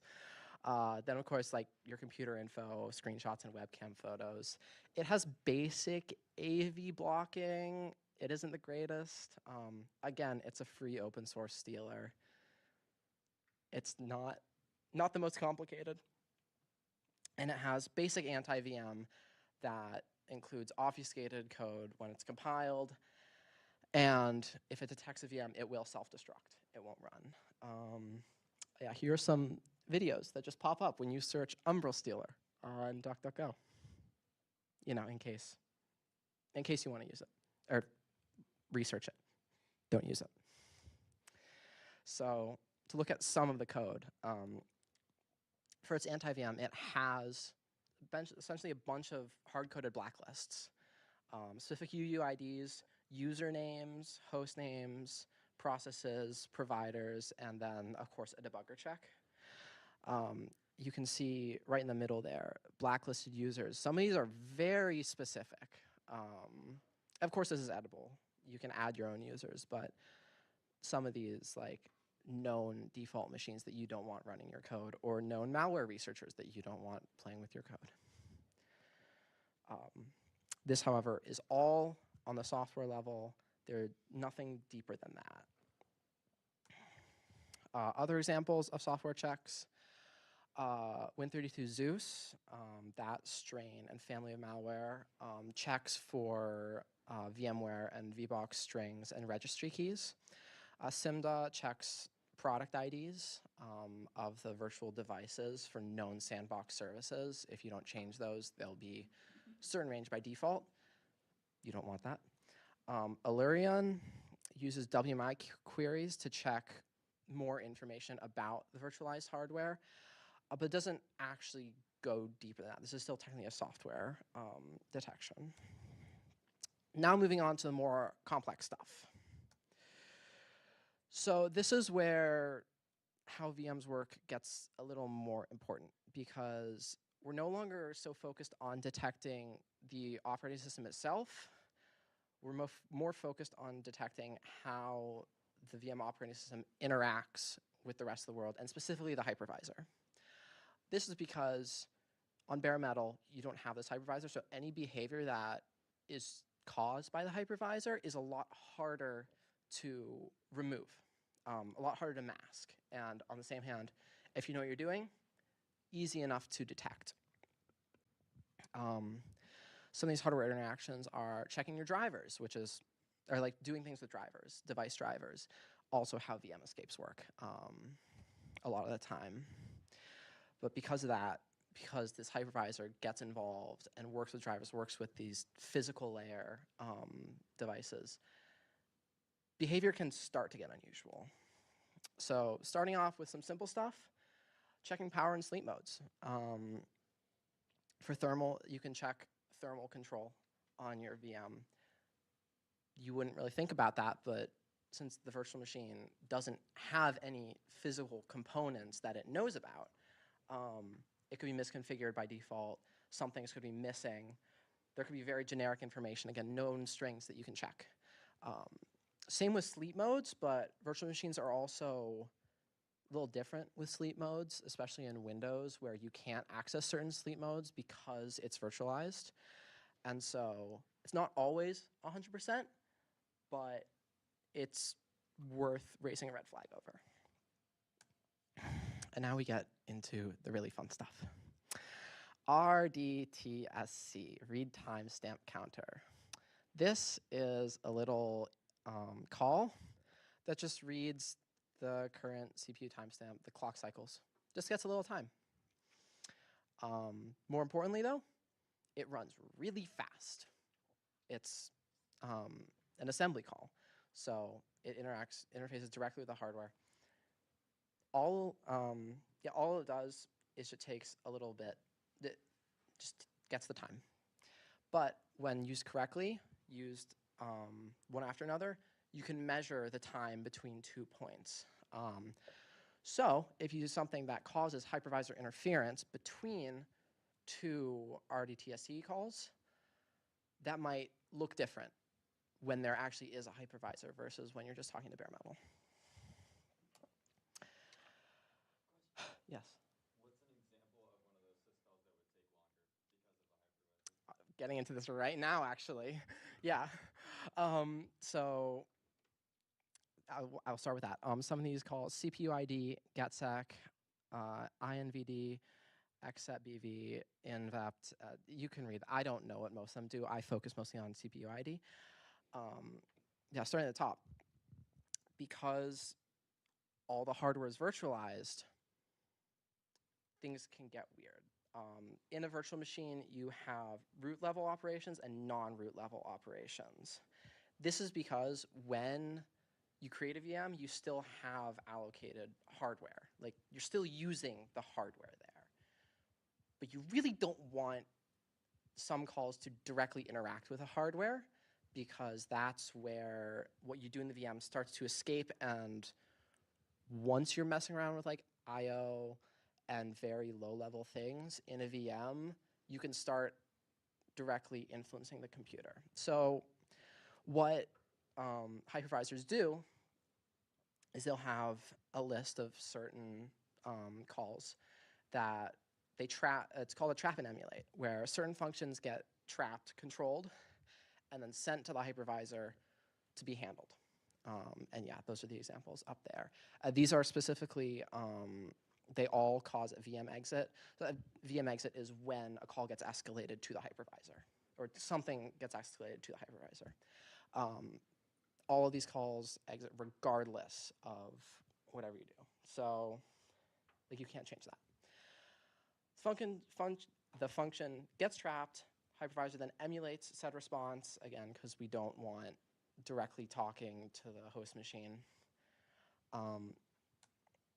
Going on to specifically CPU ID, the AMD docs are better if you want to read up on this. The Intel docs are awful, but you know, you do what you got to do. CPU ID by itself, all it does is gets information you want to know about the CPU. It's a rather benign call, but we're not using it for that. We're using it because in a virtual machine, when you use CPU ID, that automatically gets sent into the hypervisor to be handled. You can see the top diagram there is basically what happens. It gets called, answer gets emulated in the hypervisor, a VM resume is called, and then gets sent back. Now compare this to bare metal, where it just runs. You call CPU ID and it gets the information back, just like that. Going back, RDTSC, remember that? If we get timestamps before and after, on bare metal, the time will be much smaller than in a hypervisor, to the point like where like CPU speed is not going to be the cause of a red flag here. The hypervisor just adds so much extra time for this that it'll be noticeable. So yeah, if a malware that uses this detection gets this red flag, sometimes it'll change its behavior, or sometimes it'll exit completely. How do we use this defensively? Yeah, so paranoid fish. This is what we're going to use to test everything we try. PAFish, testing tool that uses different techniques to detect virtual machines in a malware analysis environment in the same way that malware families do. It runs all the checks without any malicious behavior. It's pretty well, it works pretty well. It's a good benchmark. I haven't used OpenCanary as an alternative. Alkazar is a lot more in depth, but you don't need that most of the time. PAFish, it's literally just a script you run. It's very simple. So bypassing PAFish with simple detection, or for all the simple detection methods. Changing your hostname, making it seem realistic. There are several projects that exist to hide known traces of hypervisors, so known registry keys that hypervisors will set. You can, I believe it was a rootkit I ran of some kind that I got off of GitHub that I ran on this Windows VM, and it changed them around enough where it didn't need to do that. In the virtual machine file, you can change the names of your physical drives, what they're labeled. So in this machine, I have an Intel CPU and a 10-cent SSD. That's a Chinese brand. This is an anti-VM that I made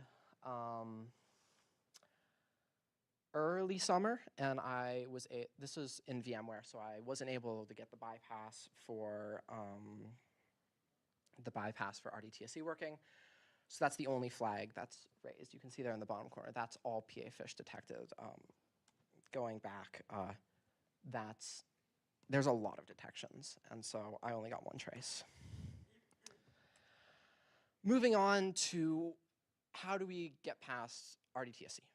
How do we get past this seemingly unbypassable timestamp check? We can't force these specific calls to not be sent to the hypervisor. So instead what we do, we also trap RDTSC, you know? If we need to be editing things, why not just send the time check through the hypervisor as well? And when the time check gets sent into the hypervisor, it edits the time using a specific offset, sends it back, and then, so essentially it makes it look like the second RDTC call, when it gets sent back, will make it look like there was no hypervisor interference. Now this isn't infallible. RDTSC is not the only clock that you can use to run this check. It's just the most popular one. You can do this with the other clocks, but again, it's Windows. It's going to be a game of cat and mouse. Windows APIs there's so many that have not been researched enough. It will forever be this game of cat and mouse. But normally, patching RDTSC in your KVM is it's the most popular method. I think it's the only method. KVM specifically is the only hypervisor that this has been written for. It's open source, so it's a lot easier to work with. And also, there's such a small community of people that are doing this that like no one's gonna be writing a patch for VMware anytime soon for this. I would love to give a demo, but again, because there's such a small community, my AMD laptop does not work with current Linux version. The current Linux kernel with AMD processor, there isn't a project written for that. Also decided that doing patching it last night when I still need my laptop for the rest of my life is probably not the smartest idea. So yeah, thank you. Also shout out Sharad Khanna for letting me ramble to him many late nights about this and keeping me going when burnout was right there. So yeah, thank you. Any questions?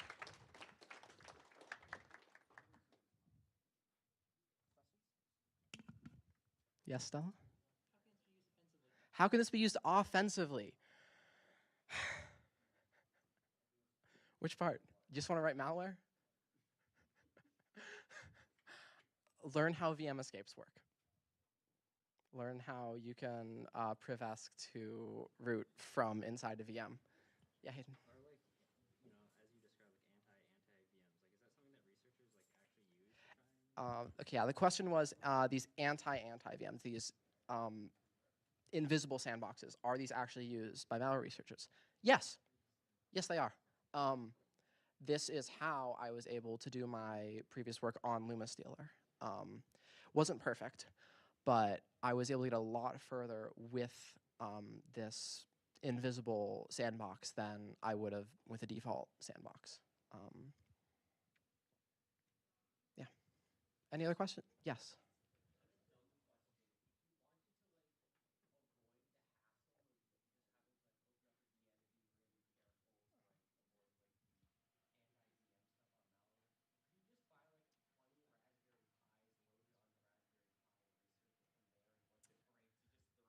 Okay, so the question was, why deal with VMs at all? Why not just why not just get a bunch of Raspberry Pis?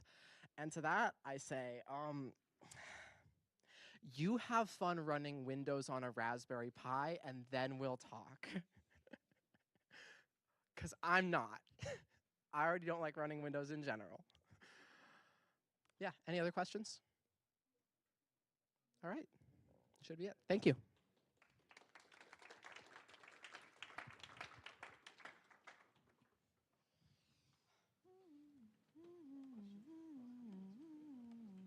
Ariana here? Oh, yeah, she is. Right at 3. I'll get them on.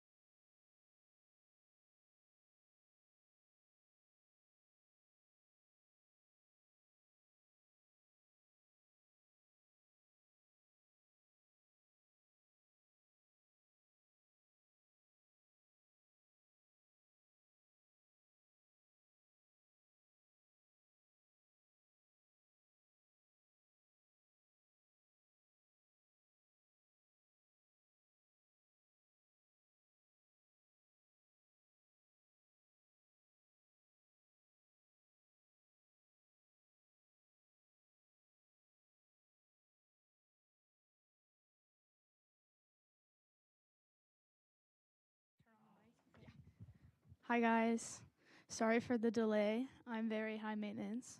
So anyway, this is my presentation on that one time I USB baited RIT, but actually more officially, it was my USB drop experiment at RIT. Before I start, I want to give credit to, this was my capstone project last spring. So I want to give credit to my group mates, Emery, Annika, and Sohan, and then also my faculty advisor, Justin Pelletier. They also worked on the experiment and everything with me. So first, just like, who am I? I'm a fourth year / kind of master's cybersecurity major. I love infra. I am the RITSEC CA, and I used to be the social media head for RITSEC. I'm also a member of WIC and Gymnastics Club. I like a lot of things. Yeah, let's move on. So first, just a little introduction to the project. So what is a USB drop? A USB drop is when a malicious USB is left somewhere with the intention of someone else picking it up and plugging it into a device. So you could think of this as like the physical equivalent of sending out a phishing email almost. It's kind of like the same idea. And then also, when I say a device, this could be a personal device or a company device depending on what the goal is of the USB drop. So do these attacks really work? I would argue yes. So this is an article about Stuxnet, which was not a USB drop in its simplest form, but it was deployed via a USB, and basically it was used to mess with the centrifuges at a nuclear facility in Iran. And yeah, it was like a big deal. I did not prepare for this presentation. I was a bit busy this week. Sorry. Yeah, anyway, this is an article that another college did where it was very similar to our experiment, but it was a lot of years back, so we wanted to see if this work was still relevant and if people still do pick up USBs that they find. And then this is an article that someone posted on Dark Reader about their pen test that they did for a company where they just dropped USBs outside of their company. So my project proposal was to find out what factors would make a USB drop more effective, and I kind of wanted to test this out. So next we're going to move on to experimental design. We wanted, right before we get into it, I want to make it clear that the idea was to drop the USBs around RIT's campus, and every time someone plugged one in, we would get a callback, and we were going to track which factors the plugins were showing had the most success. So the two factors that we tested was the USB design and the drop location. For design, we were trying to figure out if the USBs were more enticing when they were visually appealing, curiosity-inducing, self-serving, or if they were trusted USBs, whereas with the location, we were trying to determine if it was better to target specific victims or drop the USBs in busier areas and just hope someone picked it up. So for our USB design, the first one was a plain black USB. This served as our control to determine if the design actually had any effect or if people were just plugging them all in because why not? Our next one had the word confidential on it. The goal of this one was to see if curiosity was a motivator in picking up a USB. I would also like to note that the idea for this came from researching what made phishing emails so successful. So if you do research into that, some big things about phishing emails is curiosity and trust. So I thought we would test that here also. Another factor that we tested was reward. So we had a USB that we dropped around midterm time where we had the words Chem 142 exam on it, implying that if they picked this up, they would get the answers to this exam. We also thought some staff might pick this up, trying to prevent students from like getting the test answers or something like that. And then our last USB just had RIT branding on it, or not last, second to last USB had RIT branding on it. This is where we incorporated the trust idea, where we wanted to see if people were more likely to pick up the USBs if they thought it was either from a member of the community or owned by the school or something like that. Our last USB was eye-catching. It was an orange USB with a tiger keychain, so it does still kind of look vaguely related to RIT. I couldn't think of a word better than greed, but that's not a good word. We just wanted to see if people would pick them up if they just wanted them, you know. And then we had 2 types of drop locations. We had general population locations and specific population locations. So general populations were places where there was just more foot traffic and not necessarily a specific group of people, just a lot of people. And then specific populations targeted places where the people there would commonly use USBs. So general population locations, we had Crossroads, Gracie's, S-Lot, F-Lot, The Shed, and Gosnell. And then under them, I have just like their legal names in case you were wondering. I don't know. And then specific population locations, we had the GCI. So if you saw any around here, I hope you plugged it in, honestly. Also Gleason, Magic, and then the sysadmin lab, which actually someone told me they saw the USBs in the sysadmin lab when we were doing it, which made me happy. I also want to point out that part of the reason we chose to do specific locations is because we kind of wanted to simulate the idea of like a spear phishing attack where you pick one person who you're trying to target. We actually wanted to put a specific person's name on it, but that was like very hard to get approved, so we gave up on that pretty fast. A little more context for what the actual experiment was. Each of the 5 USBs were dropped at each of the 10 locations. That totals 50 USBs, and the experiment lasted for 2 weeks. Like I said, it was last spring. If the USBs were returned to campus authorities, then we would redrop them as long as it was within the experimental window. So obviously on the last day when I picked up any USBs left at public safety, I did not drop them again. And then we always dropped USBs in the morning. I would like to tell you how exhausting this was for the 2 weeks. I had to get up at 6 a.m. every morning and go to public safety and then redrop them all before everyone got on campus. It was really actually annoying, and I was very tired. So what about the callbacks? Because we needed to know when people plug them in. It's all fun and games to drop them, but there's no point if we don't know when they get plugged in. So these are canary tokens. I actually found out about this from Anthony for like a pen testing assignment I did the semester before. Basically, there's just a bunch of different tokens you can choose from. There's one that's just click a link, get a callback. We didn't use that one, didn't make sense for USB. What we ended up going with was the Microsoft Word and the Microsoft Excel tokens. So basically how those work is we would put the files on the USB, and if somebody opened Microsoft Word or opened the document in Microsoft Word or Microsoft Excel, we would get a callback. We'll get to limitations later, but this was a big one for us because we could not get callbacks on automatic plugins, and we could not get callbacks if they didn't have Microsoft Word and Excel. And before you ask, yes, I tried to make my own. It is hard, and I ended up reinventing like 4 different canary tokens, and then I kind of just gave up, and we use these anyway. Because we also looked at the PDF one, but again, you needed like Adobe Acrobat for that. So basically how we made canary tokens is like the world's most simple thing I've ever done. So you click on the token you want, you put the information in, it asks you for your email and then what you want this alert to remind you of. In there is where we put the factor it was testing, so we put both the location and the design of the USB in that box. And then we also made multiple files per USB, so we also included the name of the file in there too. And then you just download the file and put it on your USB. It's that simple. So, I know what you're all thinking. You can just run any cybersecurity experiment on RIT campus anytime, no questions asked. And I'm so excited to tell you the answer is no, you cannot. We actually, why did 10 people just look up? That was crazy. We actually had to go through a lot approval-wise. We had to get this ethics certification, so you have any ethical questions, you should get your own training and not ask me.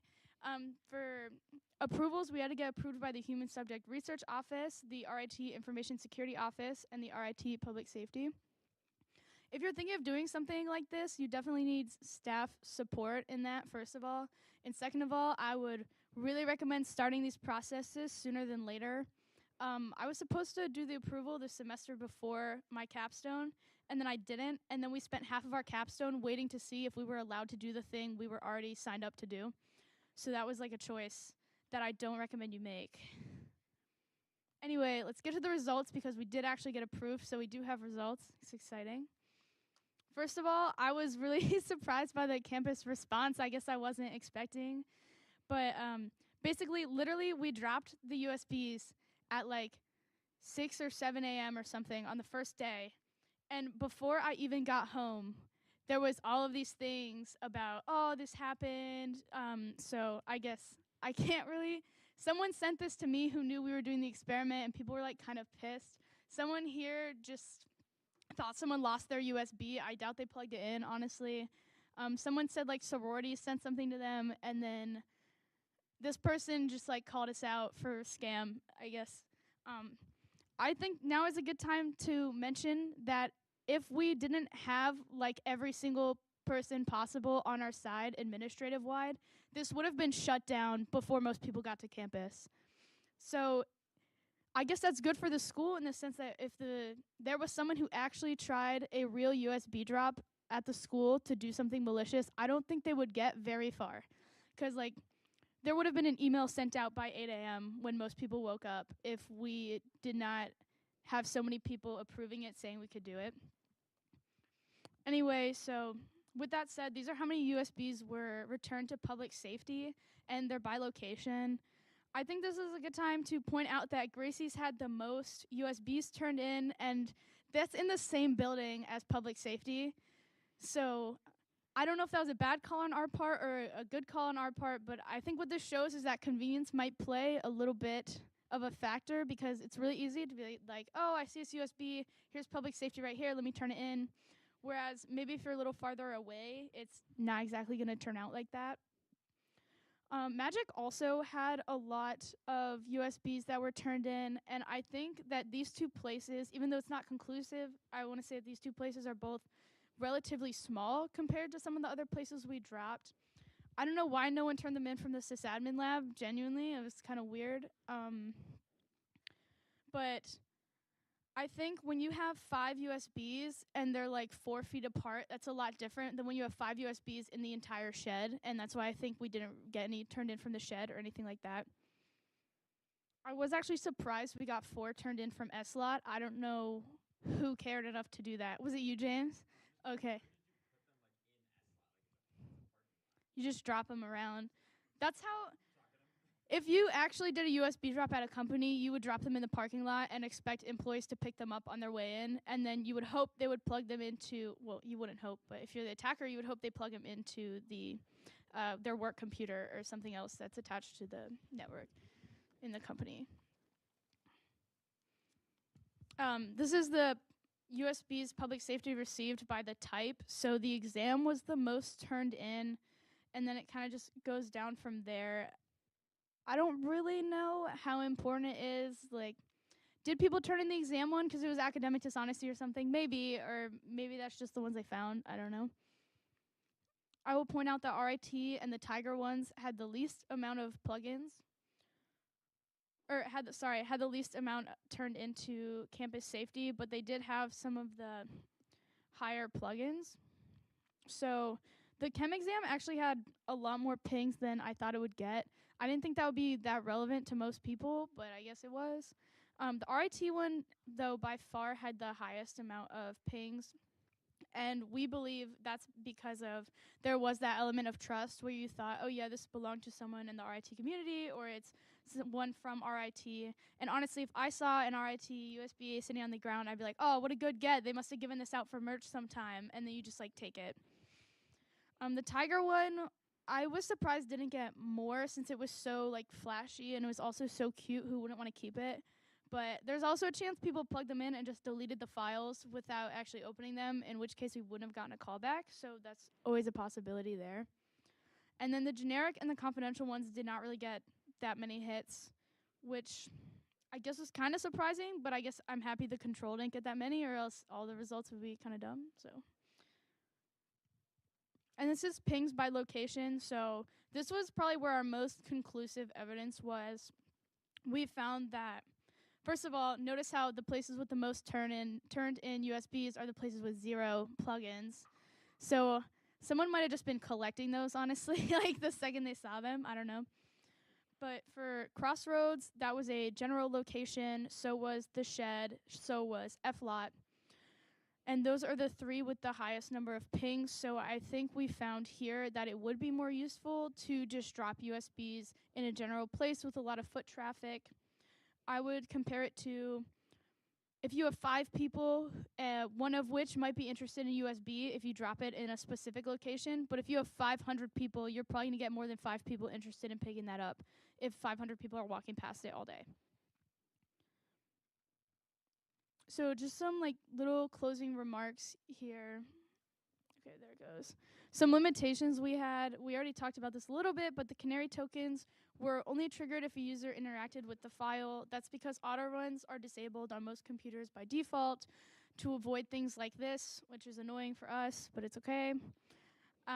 The canary tokens that we used were also only triggered by Microsoft Word or Excel, and pretty much any sort of file file canary token had some sort of issue like this. Like I said, the PDF one, you had to have like Adobe Acrobat or something. So there was always that caveat with those.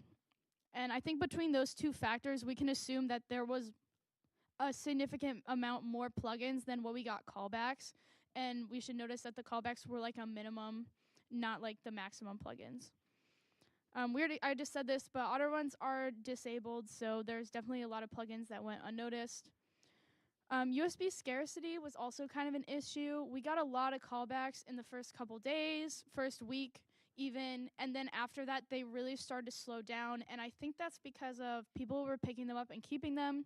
So even though the experiment lasted for 2 weeks, I don't think all 50 USBs were really circulating out in these locations for all 2 weeks, and we did kind of go around and try to find some in the second week to see if they were out there, and we weren't really finding many other than the ones that I was picking up from public safety.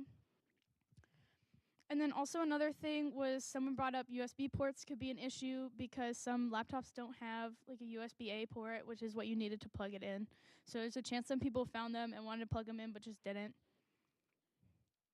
Some future work, we thought that a smaller scale might be useful because we had too many USBs in some locations and it made it amazingly obvious. So if you think back to our campus response slide, I guess the question there is, would the campus response have been so significant if we didn't have 50 USBs circling in like 5 buildings total? Maybe it would have gone a little more unnoticed, but then you might run the risk of less plugins or no one plugging them in if it's harder to find or something like that. So that's an interesting thing to test. Also, automatic callbacks. This is the one thing I would really, really, really love to see that we couldn't do. I don't want to speak for that other paper, but if I recall correctly, I think they also had some sort of caveat where automatically getting a callback upon plugin was not possible for them either. And then so additional factors might be interesting to test, like what does the time of day of the drop have an effect on the experiment? If we drop them in the afternoon, would it be different? Because we were dropping these ridiculously early, and if it's one person opening Magic's front doors at 8 a.m., maybe they're picking them all up when they notice them when they walk in for work in the morning, and then it never really reaches the student population because like someone collected them before then. So that's something you could test if you dropped it like later or something. And then collecting additional data. This is something we actually really tried to do, but like I said, we were trying to get approval and run the whole experiment and write a research paper on it in one semester. So we had to cut some things out, and this was something that got cut out because we were worried about the experiment getting caught up in the approval process. Basically, when you just have USBs and you just have callbacks, it's all anonymous, there's no personal information, and that's a lot easier paperwork-wise than trying to get information about people. So this was something we really tried for, but it was something that was not possible if we wanted to actually run the experiment. And then companies versus campuses, I would be curious to see if someone ran an experiment at a company, if there'd be different results. I'm assuming there's would be more plugins from a parking lot or something like that, because that's how most USB drops are run if you were at a company. It would be kind of dumb for you to like social engineer your way into a company building just to drop the USB when you could like just plug it in at that point, but I don't know. Maybe there's a reason.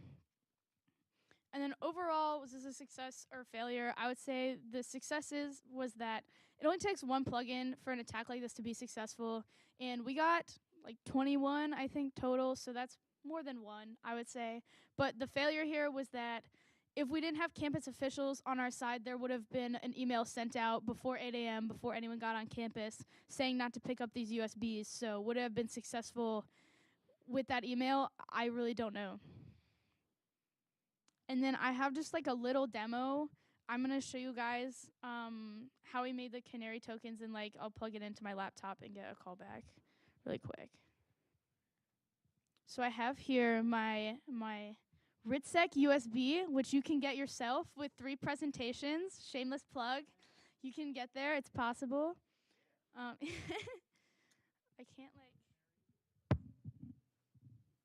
can't like hold this and type.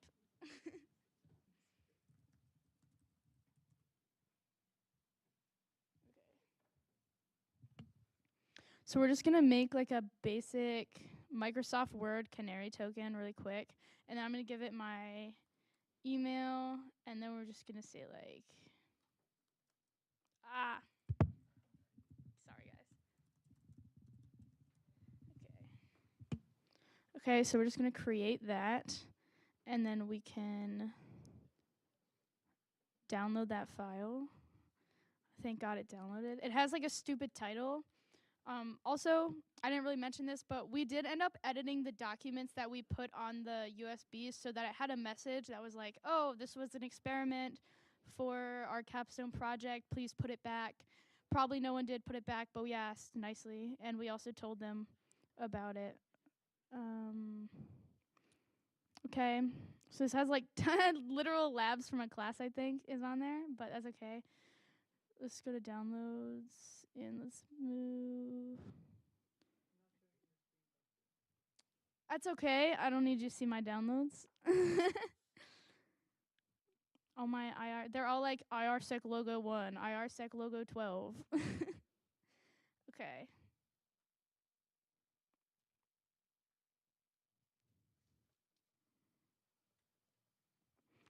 What is this titled? Okay. I didn't think this through because I'm going to have to open my email on here. Whoops. Okay, so basically on this USB is the canary token that I just put on it. Would anyone be interested in plugging it into their laptop? Yeah? Okay. It's in the capstone folder. Yeah, do you have Word? You have to have Word. It's okay. Okay. Good thing he's got 4 laptops, or else this wouldn't work. Okay, give it back to me. Okay. I do, but it's not that interesting if I plug it into my own laptop.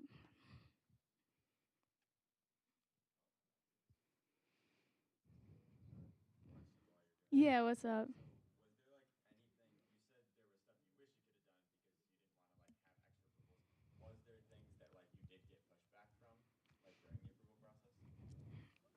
Yes and no.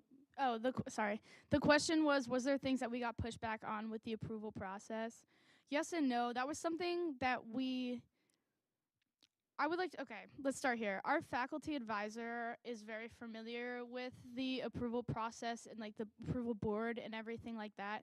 So pretty much we wrote up what we wanted it to be, and then he kind of told us before we submitted it to bring it down a little bit so that way it would get approved. So like no, the board themselves didn't really have any pushback on it, but we didn't get any pushback because we didn't go that far with it when we submitted the actual approval thing.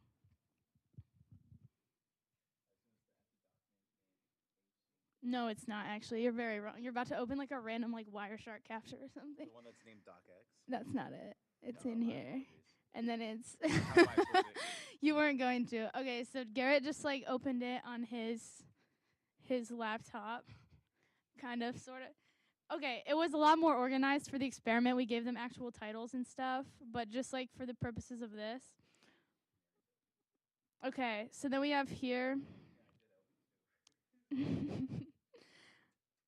Then we have here, this is the one that we just opened, that Garrett just opened, and the reminder says test for RITSEC. So that's, if you were watching when I made it, that's what I titled it. And then it gives us the IP address, the date, the time, user agent, and then you can also go to the alert history or like manage alerts, which we had to use when we actually did the experiment because there was a lot of callbacks we had to go through.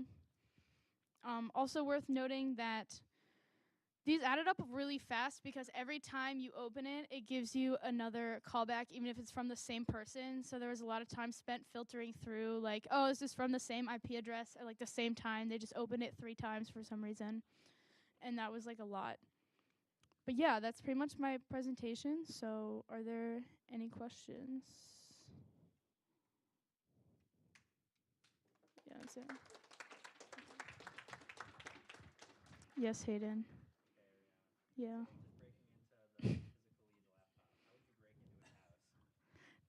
What? Yay! Thank you.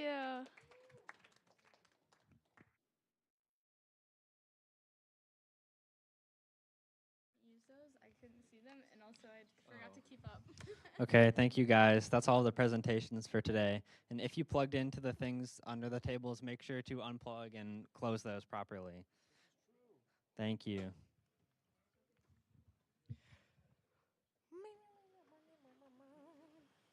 Goodbye, stream.